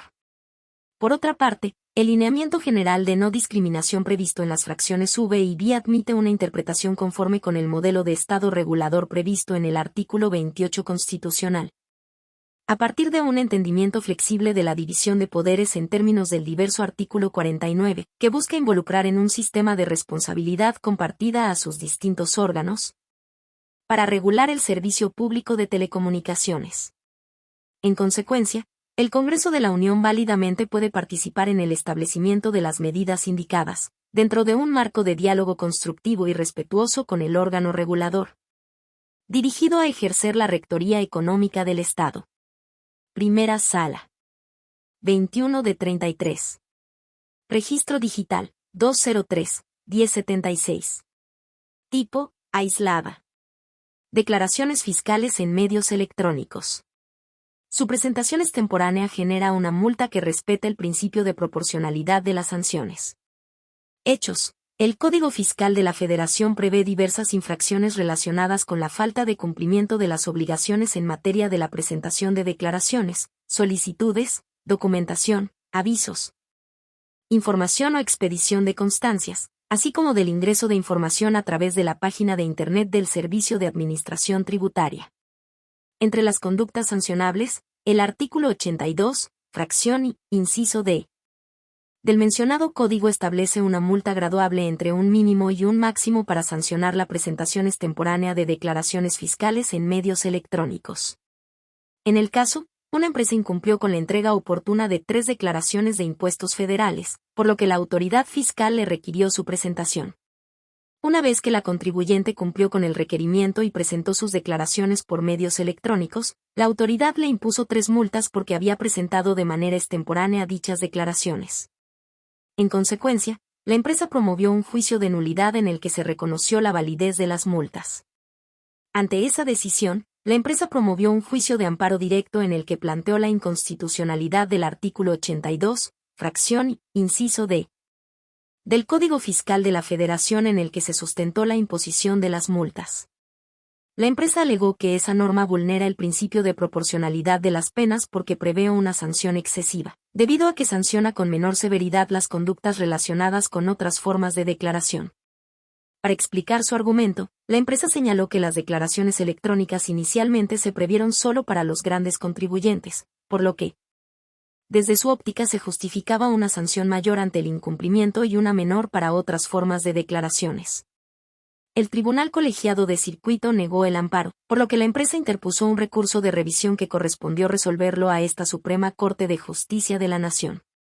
Criterio jurídico. La multa que prevé el Código Fiscal de la Federación para sancionar la presentación extemporánea de declaraciones fiscales electrónicas es acorde con el principio de proporcionalidad, ya que fija parámetros para su imposición que permiten a la autoridad individualizar la sanción correspondiente en cada caso. Justificación. El artículo 22 de la Constitución Política de los Estados Unidos Mexicanos establece el principio de proporcionalidad de las penas y prohíbe multas excesivas. Tienen tal carácter las sanciones que no atienden a las posibilidades económicas del infractor, en relación con la gravedad de la conducta sancionable. También son excesivas cuando no exista una relación razonable entre las conductas reprochables y las sanciones procedentes. Por el contrario, no constituyen multas excesivas aquellas que tienen un sistema flexible con parámetro mínimo y un máximo para que las autoridades individualicen su monto. Bajo ese parámetro, el artículo 82, fracción, del Código Fiscal de la Federación respeta el principio de proporcionalidad de las sanciones porque en sus diferentes incisos prevé multas con mínimos y máximos graduables para individualizar la sanción correspondiente a cada incumplimiento. Lo anterior, al margen de que la infracción relacionada con la omisión o presentación extemporánea de declaraciones por medios electrónicos prevea un monto mínimo superior para otras formas de declaración. Si bien las declaraciones electrónicas se establecieron inicialmente para grandes contribuyentes, lo cierto es que actualmente esa forma de declaración es utilizada por contribuyentes que no pertenecen a esa categoría. Y el elemento constante es que, en todos los casos, la multa habrá de individualizarse entre el mínimo y el máximo previsto en la ley. Primera Sala. 22 de 33. Registro digital, 203-1104. Tipo, aislada. Principio de igualdad en el mercado de la telefonía. El Congreso de la Unión no invade las competencias del órgano regulador de la materia, al establecer lineamientos generales para garantizar este principio. Hechos. Una empresa de telefonía promovió un juicio de amparo en el que reclamó que el legislador federal invadió las facultades exclusivas del Instituto Federal de Telecomunicaciones para el registro y la publicación de las tarifas que dicha empresa cobra por sus servicios, al haber sido declarada agente económico preponderante porque cuenta con una participación de mercado mayor al 50%. La jueza de distrito del conocimiento negó el amparo respecto de las normas reclamadas. La empresa interpuso un recurso de revisión. El Tribunal Colegiado del Conocimiento modificó la sentencia recurrida y remitió los autos a la Suprema Corte de Justicia de la Nación para el estudio de la cuestión de constitucionalidad de la Ley Federal de Telecomunicaciones y Radiodifusión. La empresa consideró que esas normas afectan las facultades exclusivas del Instituto Federal de Telecomunicaciones. Criterio jurídico. La prohibición para no otorgar un trato preferencial a los servicios prestados por los concesionarios de telefonía que tienen participación significativa en el mercado. Contenida en el artículo 208, segundo párrafo, fracciones y A3, de la Ley Federal de Telecomunicaciones y Radiodifusión, constituye una medida asimétrica que, por expresar un principio general de competencia económica en aquel sector, válidamente puede establecer el Congreso de la Unión, a la luz de un criterio constitucional de competencias concurrentes con el organismo técnico especializado. Justificación. La fracción 7 del artículo 3 transitorio del Decreto de Reforma Constitucional publicado en el Diario Oficial de la Federación el 11 de junio de 2013 incorporó al sistema jurídico nacional el principio de no discriminación en la prestación de los servicios de telefonía, radio y televisión. Este principio se traduce en que los participantes en dichos mercados están obligados a abstenerse de otorgar tratos preferenciales a los servicios que prestan frente a sus competidores o subsidios al interior de su mismo grupo económico. Para dar eficacia al anterior mandato, la norma constitucional transitoria reservó al Congreso de la Unión la atribución de establecer prohibiciones específicas, a nivel normativo, para evitar que los prestadores de los servicios mencionados incurran en aquellas prácticas que potencialmente podrían ocasionar desequilibrios en los mercados de que se trata. En ejercicio de dicha potestad, el legislador estableció en el artículo 208, segundo párrafo, fracciones y A3. de la Ley Federal de Telecomunicaciones y Radiodifusión diversas prohibiciones específicas dirigidas al prestador del servicio de telefonía que cuenta con una participación de mercado mayor al 50% y los concesionarios que tienen la capacidad de fijar precios unilateralmente en el mercado de terminación de llamadas y mensajes cortos, consistentes en la obligación de abstenerse de establecer a sus usuarios cargas o condiciones comerciales distintas en calidad y precio, para los servicios que se originan y terminan en sus redes, que aquellas que apliquen a los servicios que se originan o terminan en la red de otros concesionarios. Las prohibiciones indicadas son aspectos que válidamente puede establecer el Congreso de la Unión, pues estamos ante un supuesto de reglas de carácter específico, cuyo contenido no es técnico, que previenen la posibilidad de que se genere un contexto de trato preferencial en los servicios que prestan los concesionarios del servicio de telefonía. En consecuencia, las normas en análisis no suponen una invasión de competencias por parte del legislador ordinario ni contravienen el principio de división de poderes, pues se trata de medidas cuyo sustento se encuentra en una reserva directa de fuente constitucional, a la vez de que no conforman elementos fundamentales técnicos que limiten la actuación del órgano especializado para ejercer su facultad de regulación asimétrica en la materia tarifaria. Primera Sala. 23 de 33. Registro digital, 203-1110. Tipo, aislada. Regulación de tarifas por servicios de telefonía. La autorización previa de las tarifas de los prestadores del servicio de telefonía con participación significativa en el mercado, no invade la competencia del órgano regulador en la materia. Hechos. Una empresa de telefonía promovió un juicio de amparo en el que reclamó que el legislador federal invadió las facultades exclusivas del Instituto Federal de Telecomunicaciones para el registro y la publicación de las tarifas que dicha empresa cobra por sus servicios, al haber sido declarada agente económico preponderante porque cuenta con una participación de mercado mayor al 50%. La jueza de distrito del conocimiento negó el amparo respecto de las normas reclamadas. La empresa interpuso un recurso de revisión. El Tribunal Colegiado del Conocimiento modificó la sentencia recurrida y remitió los autos a la Suprema Corte de Justicia de la Nación para el estudio de la cuestión de constitucionalidad de la Ley Federal de Telecomunicaciones y Radiodifusión.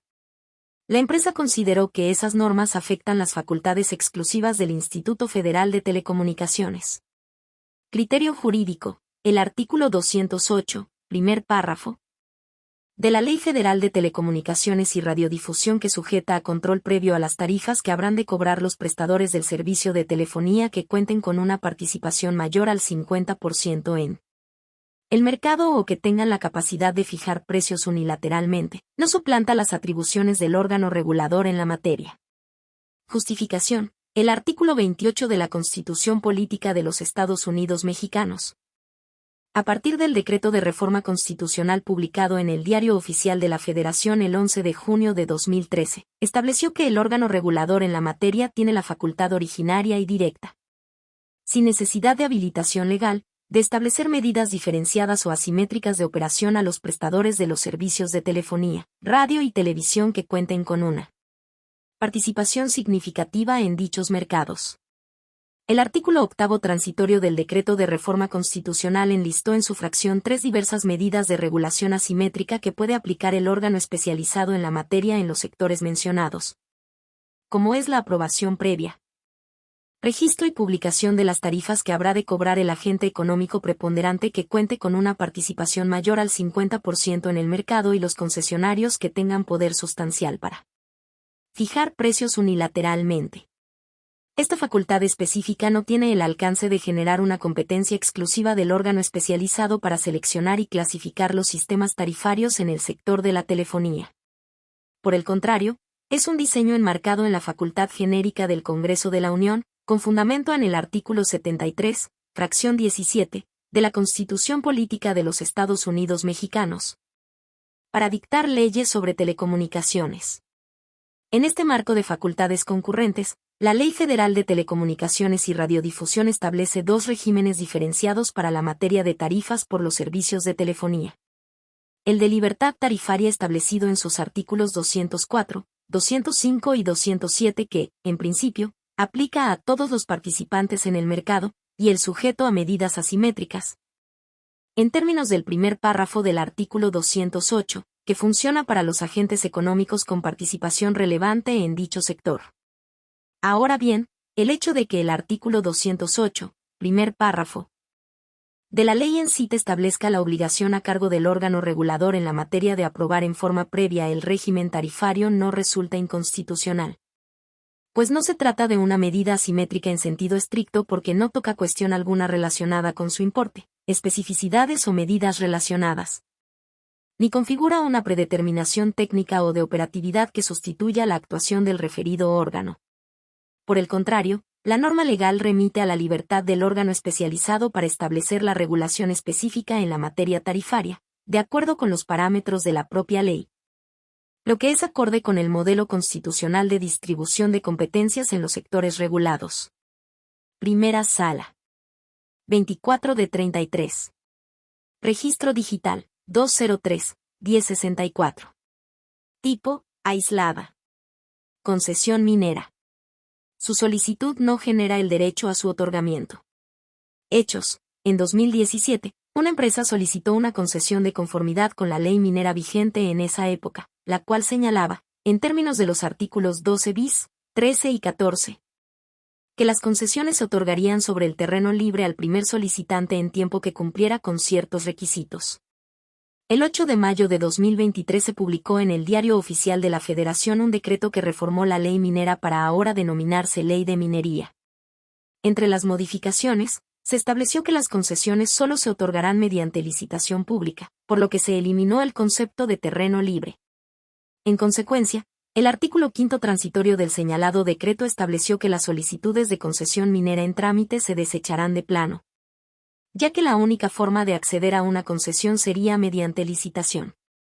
Debido a que la empresa no recibió una respuesta a su solicitud de concesión y en atención a la reforma legal señalada, promovió un juicio de amparo en el que reclamó la eliminación de la figura de terreno libre. La empresa también argumentó que el artículo 5 transitorio del decreto de reforma, que permite desechar las solicitudes en trámite, desconoce sus derechos adquiridos, ya que presentó su solicitud de concesión antes de que entrara en vigor el decreto de reforma. El juez de distrito sobreseyó en el juicio al considerar que las normas reclamadas requerían de un acto de aplicación que incidiera en la esfera jurídica de la empresa, lo que no se acreditó. Inconforme, la empresa interpuso un recurso de revisión. El Tribunal Colegiado de Circuito que conoció de ese recurso decidió que el juicio era procedente y lo remitió a esta Suprema Corte de Justicia de la Nación para resolver el problema de constitucionalidad planteado sobre la reforma legal. Criterio jurídico: la reforma a la ley minera que cambió su denominación a Ley de Minería, que eliminó la figura del terreno libre y permitió el desechamiento de las solicitudes de concesión minera en trámite. Respeta el principio de no retroactividad. Esto es así porque las personas que presentaron solicitudes de concesión antes de la entrada en vigor del decreto de reforma no son titulares de algún derecho adquirido, sino de meras expectativas que, en caso de cumplirse con los requisitos legales, podrían alcanzar la obtención de una concesión. Justificación: antes de su reforma, la anterior ley minera preveía que las concesiones se otorgarían sobre el terreno libre al primer solicitante en tiempo que cumpliera con ciertos requisitos. La ahora denominada Ley de Minería no contempla ese concepto de terreno libre y dispone que las concesiones solo se otorgarán mediante licitación pública. con motivo de ese cambio, el artículo 5 transitorio del decreto de reforma permite que las solicitudes en trámite sean desechadas. Esa modificación legislativa respeta el principio de no retroactividad de la ley, reconocido en el artículo 14 de la Constitución Política de los Estados Unidos Mexicanos, en términos del cual una norma no debe desconocer derechos adquiridos o constituidos conforme a una legislación anterior. Lo anterior, porque el solicitante de una concesión sobre un terreno libre únicamente tenía el deseo o la expectativa de su obtención. Es decir, la sola petición no tenía por consecuencia jurídica inmediata que se otorgara la concesión, ni generaba derecho alguno. Ello, ya que la acción, que es la solicitud, y la consecuencia, que es el otorgamiento de la concesión, no se actualizan en un solo momento, sino que se requiere de un trámite en el que se califique el cumplimiento de los requisitos para su otorgamiento. Aunado a lo anterior, el cambio de los requisitos y del procedimiento para el otorgamiento de concesiones imposibilita que los trámites iniciados antes de la reforma legal a la ahora Ley de Minería puedan resolverse conforme a las normas vigentes, pues bajo el régimen anterior, era posible obtener concesiones sin licitación, mientras que actualmente la licitación es indispensable. Primera Sala. 25 de 33. Registro digital, 203-1060. Tipo, aislada. Argumentos novedosos en el juicio de nulidad administrativo. La regla que no permite formular conceptos de impugnación que pudieron plantearse desde un primer juicio respeta el principio de acceso a la justicia. Hechos. En un primer juicio, una empresa impugnó de nulo un crédito fiscal. El tribunal respectivo declaró fundados los argumentos y declaró la nulidad para que la autoridad emitiera una nueva resolución para volver a cuantificar el crédito fiscal. En un segundo juicio, la empresa impugnó el acto emitido en cumplimiento, pero hizo valer vicios existentes desde la emisión del primer acto. No obstante, tales argumentos no fueron planteados en el primer juicio a pesar de que existió la posibilidad de hacerlos valer.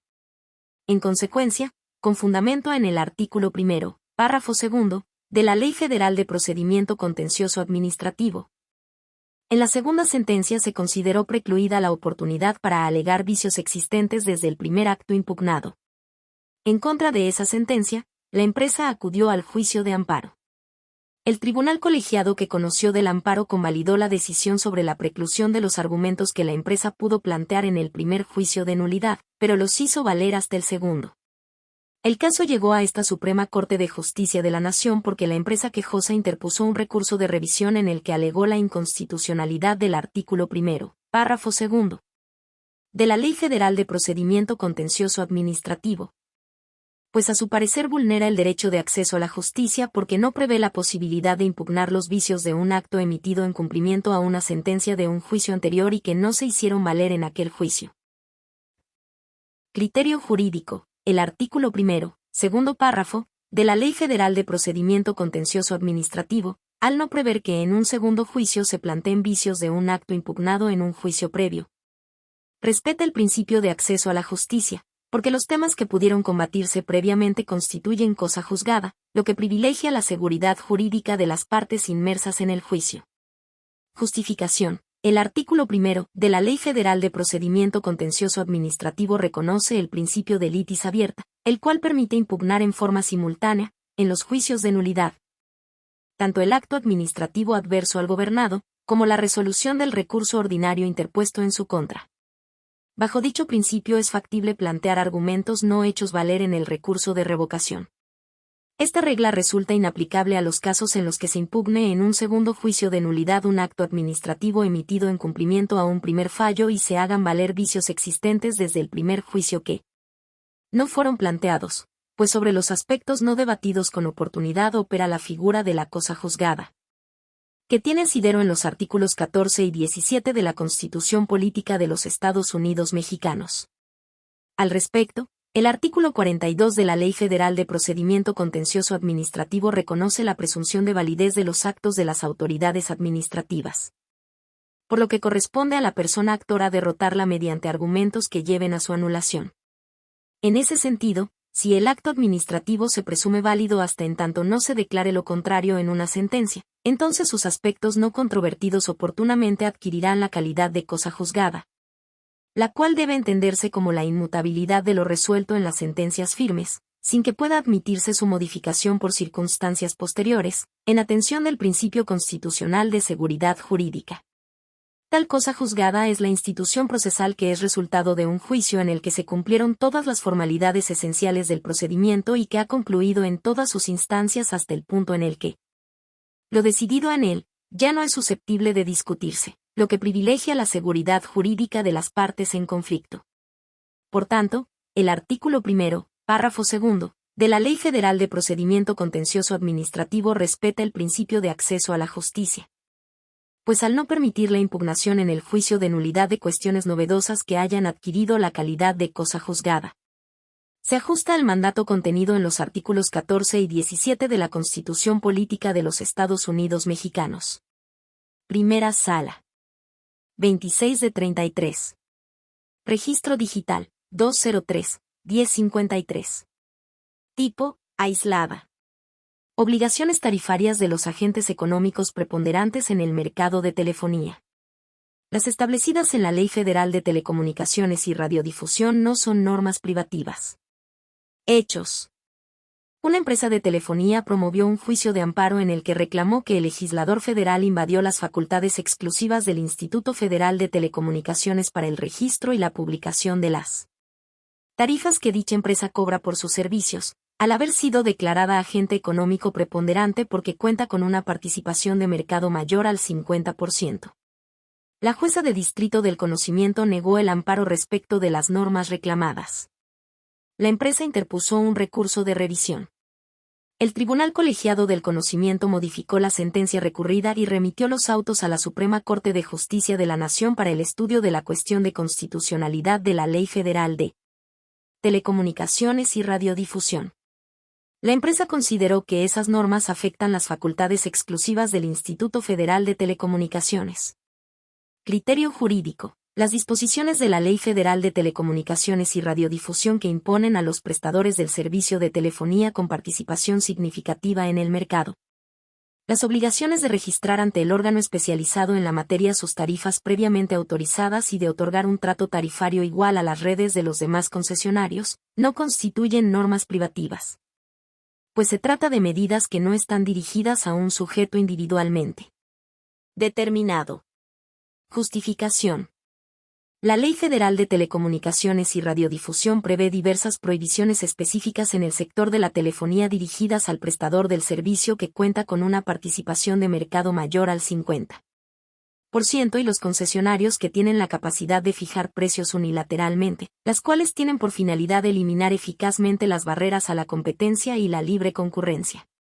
Entre tales medidas se encuentran las establecidas en los artículos 208, párrafo primero, y 267, párrafo primero, fracciones V y B, que obligan a los sujetos mencionados a obtener la autorización previa y registro de sus tarifas ante el órgano especializado y a otorgar un trato tarifario igual a los demás concesionarios. Dichos preceptos no encuadran en el concepto de leyes privativas que prohíbe el artículo 13 de la Constitución Política de los Estados Unidos Mexicanos, las cuales se identifican por carecer de las propiedades de generalidad, abstracción y permanencia, al estar dirigidas a personas nominalmente designadas. El hecho de que las disposiciones en análisis se refieran a una clase específica de concesionario del servicio de telefonía, como en el caso es el designado por el órgano regulador en la materia como agente económico preponderante, no equivale a la identificación nominal de su destinatario. De acuerdo con el segundo párrafo de la fracción 3 del artículo 8 del Decreto de Reforma Constitucional publicado en el Diario Oficial de la Federación el 11 de junio de 2013. El carácter de agente económico preponderante no necesariamente corresponde a una sola persona, sino que, en realidad, puede recaer en un grupo de interés económico representado por distintos sujetos, dependiendo del grado de participación que tenga en el mercado, que debe ser superior al 50%. De esta forma, si la asignación del carácter de agente económico preponderante no está predeterminado hacia algún sujeto específico, por ser eventual el cumplimiento del parámetro de participación nacional en la prestación del servicio de telefonía, entonces las obligaciones que la Ley Federal de Telecomunicaciones y Radiodifusión le impone en la materia tarifaria no configuran normas privativas, pues no pierden las características de generalidad, abstracción y permanencia. Primera Sala. 27 de 33. Registro digital, 203-1058. Tipo, aislada. Ajuste anual por inflación.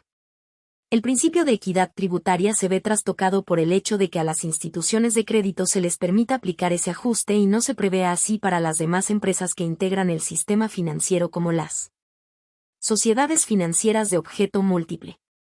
Hechos, con motivo de la reforma fiscal de 2013, vigente a partir de 2014. Un grupo de empresas vinculadas con la industria automotriz reclamó en un amparo indirecto diversos artículos de la Ley del Impuesto sobre la Renta.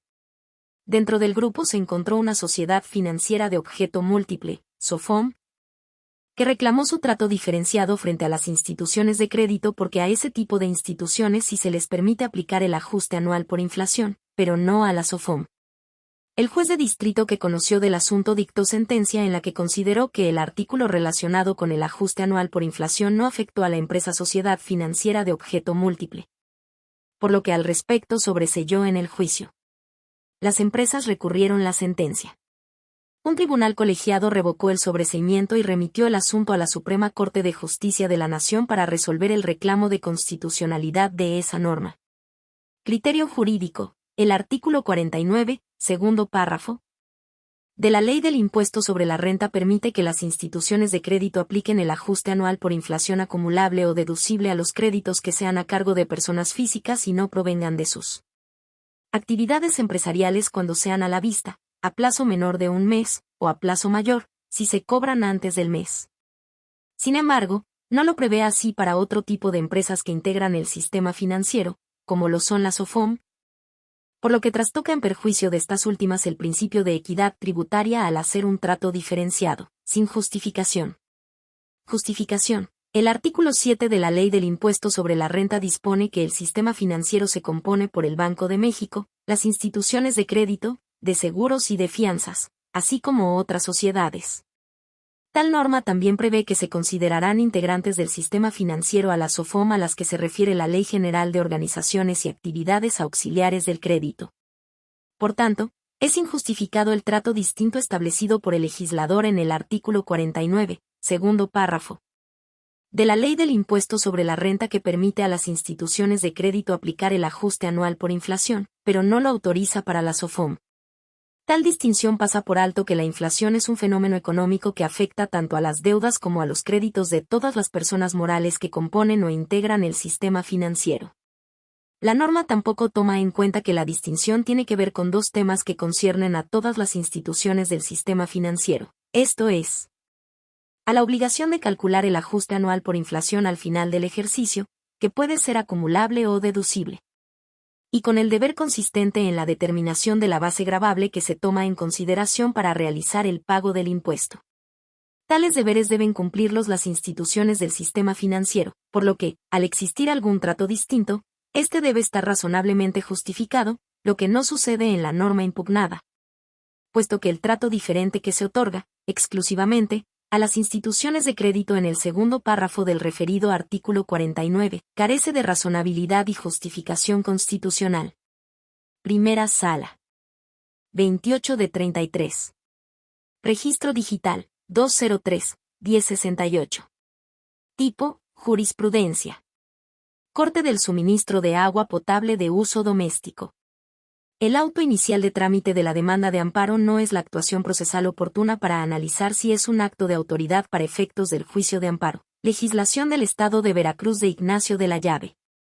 Hechos. Una persona reclamó en amparo indirecto de la Comisión Municipal de Agua Potable y Saneamiento de Jalapa, Veracruz de Ignacio de la Llave, el corte y la negativa de suministrar el servicio de agua potable en su domicilio. El juzgado de distrito desechó de plano la demanda al considerar actualizada de manera manifiesta e indudable una causa de improcedencia, pues los actos impugnados no son equiparables a los de autoridad. Toda vez que dicho corte es una consecuencia directa y necesaria del contrato de adhesión que celebraron ambas partes con el fin de obtener y suministrar, respectivamente, dicho servicio. Lo que las coloca en un plano de coordinación y no de supra a subordinación. Contra esa determinación se interpuso recurso de queja. Criterio jurídico. Este tribunal colegiado de circuito determina que cuando se combate en amparo el corte de suministro de agua potable de uso doméstico, El auto inicial de trámite de la demanda no es la actuación procesal oportuna para analizar si es un acto de autoridad para efectos del juicio.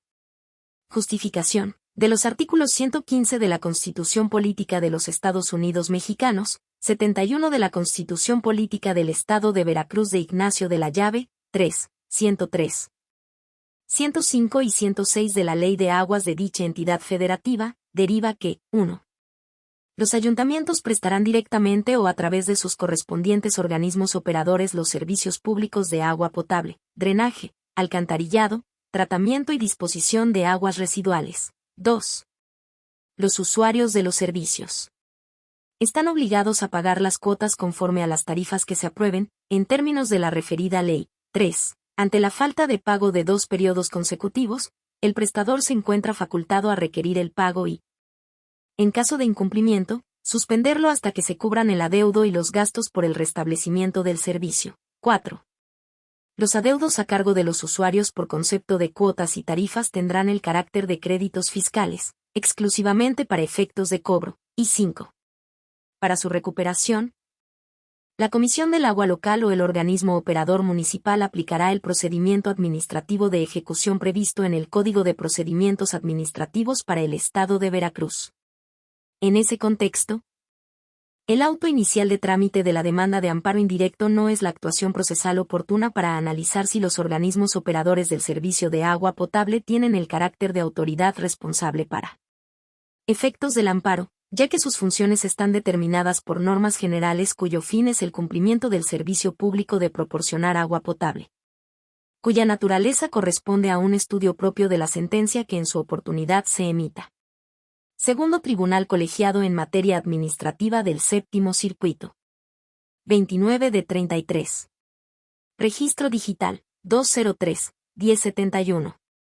Tipo, aislada. Cumplimiento de la suspensión contra la omisión de resguardo de una persona menor de edad. La Procuraduría de Protección para Niñas, Niños y Adolescentes está facultada para allegarse de elementos que justifiquen si resulta necesaria la implementación de dicha medida. Hechos. El padre de una menor de edad promovió amparo indirecto y solicitó la suspensión provisional contra la omisión de la Procuraduría de Protección para Niñas, Niños y Adolescentes de cumplir la solicitud de resguardo de la niña hasta que su madre demostrara estar en tratamiento terapéutico, la cual fue concedida. El Ministerio Público solicitó la medida de protección referida dentro de una carpeta de investigación en la que la niña aparecía como víctima de un delito sexual. Previo a resguardarla, la Procuraduría entrevistó a la menor y a su madre. Concluyó que no advertía elementos que permitieran presumir alguna situación de riesgo o desamparo para ejecutar la medida. El padre promovió incidente por exceso o defecto en el cumplimiento de la suspensión provisional, el cual se declaró infundado. Contra dicha determinación interpuso recurso de queja. Criterio jurídico. Este tribunal colegiado de circuito determina que no existe exceso o defecto en el cumplimiento de la suspensión provisional, para el efecto de dar cumplimiento a una solicitud de resguardo. Cuando la Procuraduría de Protección para Niñas, Niños y Adolescentes, en uso de sus facultades y previo a resguardar a una persona menor de edad, se allega de la información para establecer si resulta necesaria la implementación de la medida de protección especial y o urgente. Justificación. Los artículos 122 y 123 de la Ley General de los Derechos de Niñas, Niños y Adolescentes establecen las facultades de la referida Procuraduría, así como el procedimiento que debe seguir para solicitar la protección y restitución integral de sus derechos. Cualquier acto que implique una afectación a tales derechos, como es la separación del núcleo familiar, debe encontrarse debidamente justificada, aun cuando haya sido solicitada por la representación social. En ese sentido, del procedimiento previsto en el mencionado artículo 123 se advierte que la Procuraduría, antes de separar a la persona menor de sus padres o tutores, debe contar con toda la información necesaria para analizar y sustentar cada acción que se decida al momento de determinar las medidas de protección especial y o urgente. Esto tiene la finalidad de no afectar el derecho de las niñas, niños y adolescentes a vivir en familia y de atender el interés superior de la niñez. Segundo Tribunal Colegiado del 17º Circuito. 30 de 33. Registro Digital, 203-1073. Tipo, aislada. Documento de elección del régimen pensionario previsto en el reglamento para el ejercicio del derecho de opción que tienen los trabajadores de conformidad con los artículos 5 y 7 transitorios del decreto por el que se expide la ley del Instituto de Seguridad y Servicios Sociales de los Trabajadores del Estado.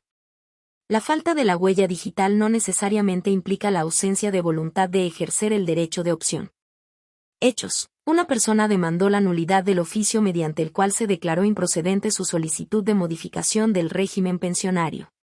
Argumentó que en términos del artículo 26, fracción 9, del señalado reglamento, el documento de elección carecía de eficacia jurídica ante la ausencia de su huella digital. El Tribunal Federal de Justicia Administrativa reconoció la validez de la resolución impugnada. En su contra promovió amparo directo. Criterio jurídico. Este tribunal colegiado de circuito determina que la ausencia de la huella digital en el documento de elección del régimen pensionario de los trabajadores al servicio del Estado es insuficiente para declarar la ineficacia jurídica de la opción manifestada. Justificación. El artículo 2, fracción 7.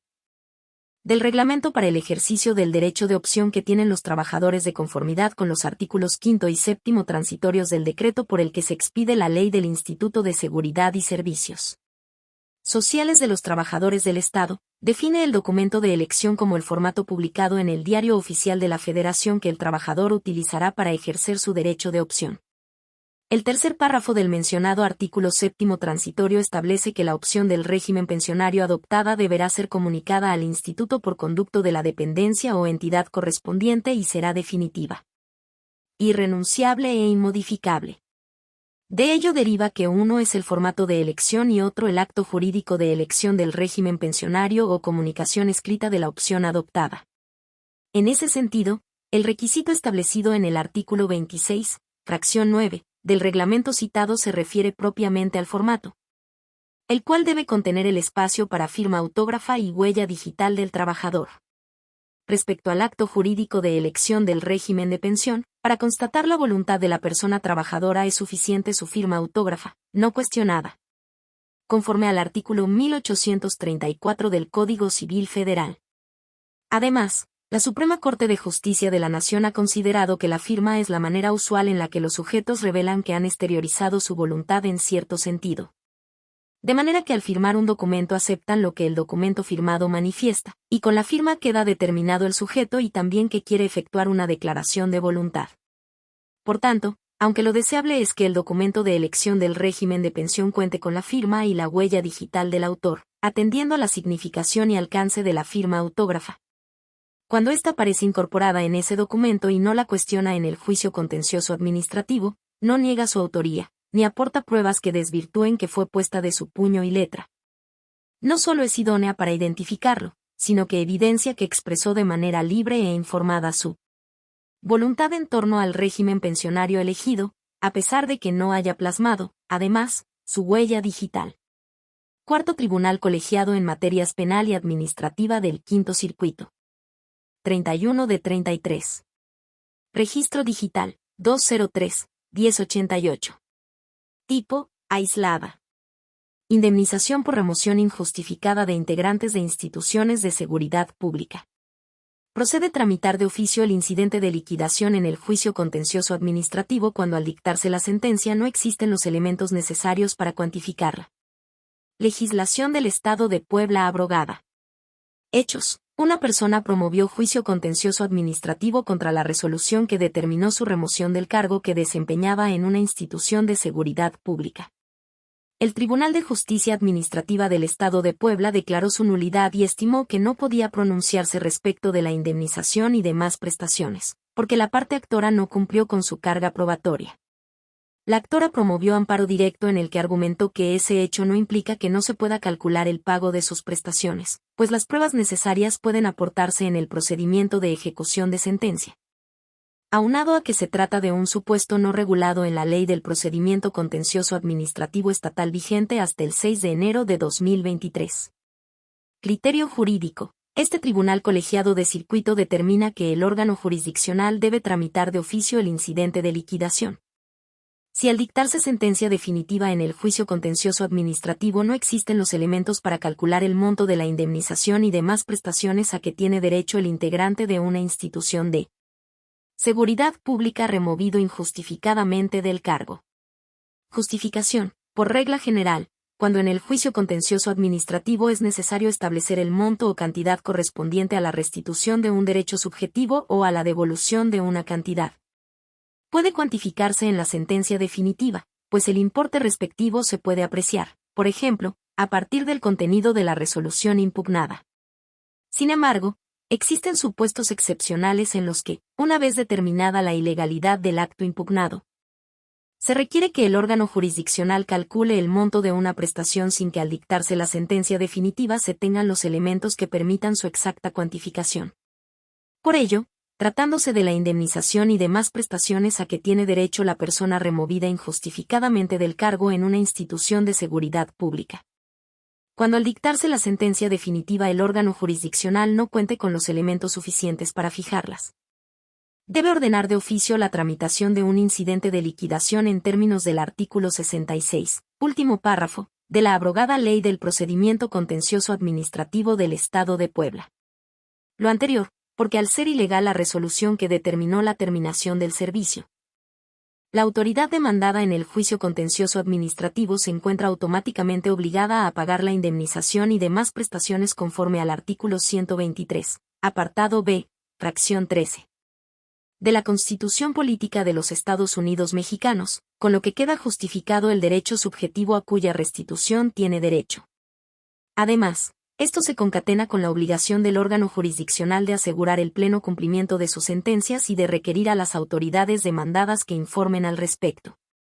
En términos del artículo 114, fracción, de la referida ley. Primer Tribunal Colegiado en Materia Administrativa del Sexto Circuito. 32 de 33. Registro Digital, 203-1101. Tipo, aislada. Notificación de la sentencia a través del Sistema de Justicia en línea del Tribunal Federal de Justicia Administrativa. Cuando se realiza por boletín jurisdiccional, procesal, porque la parte interesada no ingresó al expediente electrónico, surte efectos al tercer día hábil siguiente al en que se realizó la publicación. Hechos. Una persona física promovió juicio de nulidad a través del referido sistema. La notificación de la sentencia definitiva se realizó por boletín jurisdiccional en términos del artículo 58N, fracción B, de la Ley Federal de Procedimiento Contencioso Administrativo. Contra esa resolución promovió amparo directo, en el que se analizó como parte de la oportunidad de la demanda el momento en el que surtió efectos la notificación. Criterio jurídico. Este tribunal colegiado de circuito determina que la notificación de la sentencia dictada en un juicio tramitado en línea ante el Tribunal Federal de Justicia Administrativa realizada por boletín jurisdiccional, procesal. Porque la parte a notificar no ingresó al expediente electrónico en el plazo de 3 días hábiles siguientes a la fecha de envío del aviso a su dirección de correo electrónico. Surte efectos al tercer día hábil siguiente al en que se realizó la publicación. Justificación. El mencionado artículo 58N, fracción B, prevé la práctica de notificaciones por boletín procesal.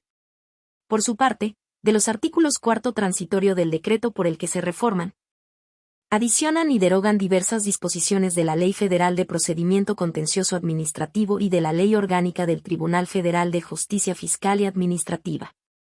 Y cuarto transitorio del decreto por el que se reforman, adicionan y derogan diversas disposiciones de la Ley Federal de Procedimiento Contencioso Administrativo, publicados en el Diario Oficial de la Federación el 10 de diciembre de 2010 y el 13 de junio de 2016, respectivamente. Deriva que las referencias hechas en la ley a boletín procesal deben entenderse realizadas al boletín jurisdiccional. Cuando el sistema de justicia en línea del Tribunal Federal de Justicia Administrativa genera el acuse de recibo electrónico en el cual constan la fecha y hora en la que las partes notificadas ingresaron al expediente electrónico. En términos de la fracción V del artículo mencionado, las notificaciones surten efectos el día hábil siguiente al en que se efectuaron. Al ser aplicables tanto la regla general contenida en el artículo 70 de dicha ley, como la jurisprudencia 2A/J 80/2023, 11ª. De la Segunda Sala de la Suprema Corte de Justicia de la Nación. En cambio, cuando la notificación se realiza por boletín jurisdiccional surten efectos al tercer día hábil siguiente al en que se realizó la publicación, al ser aplicable la regla específica del artículo 65. Penúltimo párrafo, de la propia ley. Primer Tribunal Colegiado en Materia Administrativa del Sexto Circuito. 33 de 33. Registro Digital, 203-1126. Tipo, aislada. Viáticos fijos. La partida 1593 del Manual Único de Contabilidad Gubernamental para las dependencias y entidades públicas del Gobierno y municipios del Estado de México. Aplicable para el ejercicio de 2017, no viola el principio de seguridad jurídica. Hechos. Una persona fue sujeta a un procedimiento de responsabilidad administrativa que concluyó con una sentencia que le impuso diversas sanciones. Lo anterior debido a que cometió la falta administrativa de peculado prevista en el artículo 54 de la Ley de Responsabilidades Administrativas del Estado de México y municipios, ya que recibió pagos por concepto de viáticos fijos, en su carácter de mando medio y superior, lo cual se encontraba prohibido en la partida 1593 del Manual Único de Contabilidad Gubernamental para las dependencias y entidades públicas del Gobierno y municipios del Estado de México. Aplicable para el gasto estatal y municipal del ejercicio 2017. En amparo directo reclamó que la partida referida viola el principio de seguridad jurídica ya que no es clara en precisar qué es un viático fijo. Criterio jurídico. Este tribunal colegiado de circuito determina que la partida 1593 del manual referido no viola el principio de seguridad jurídica.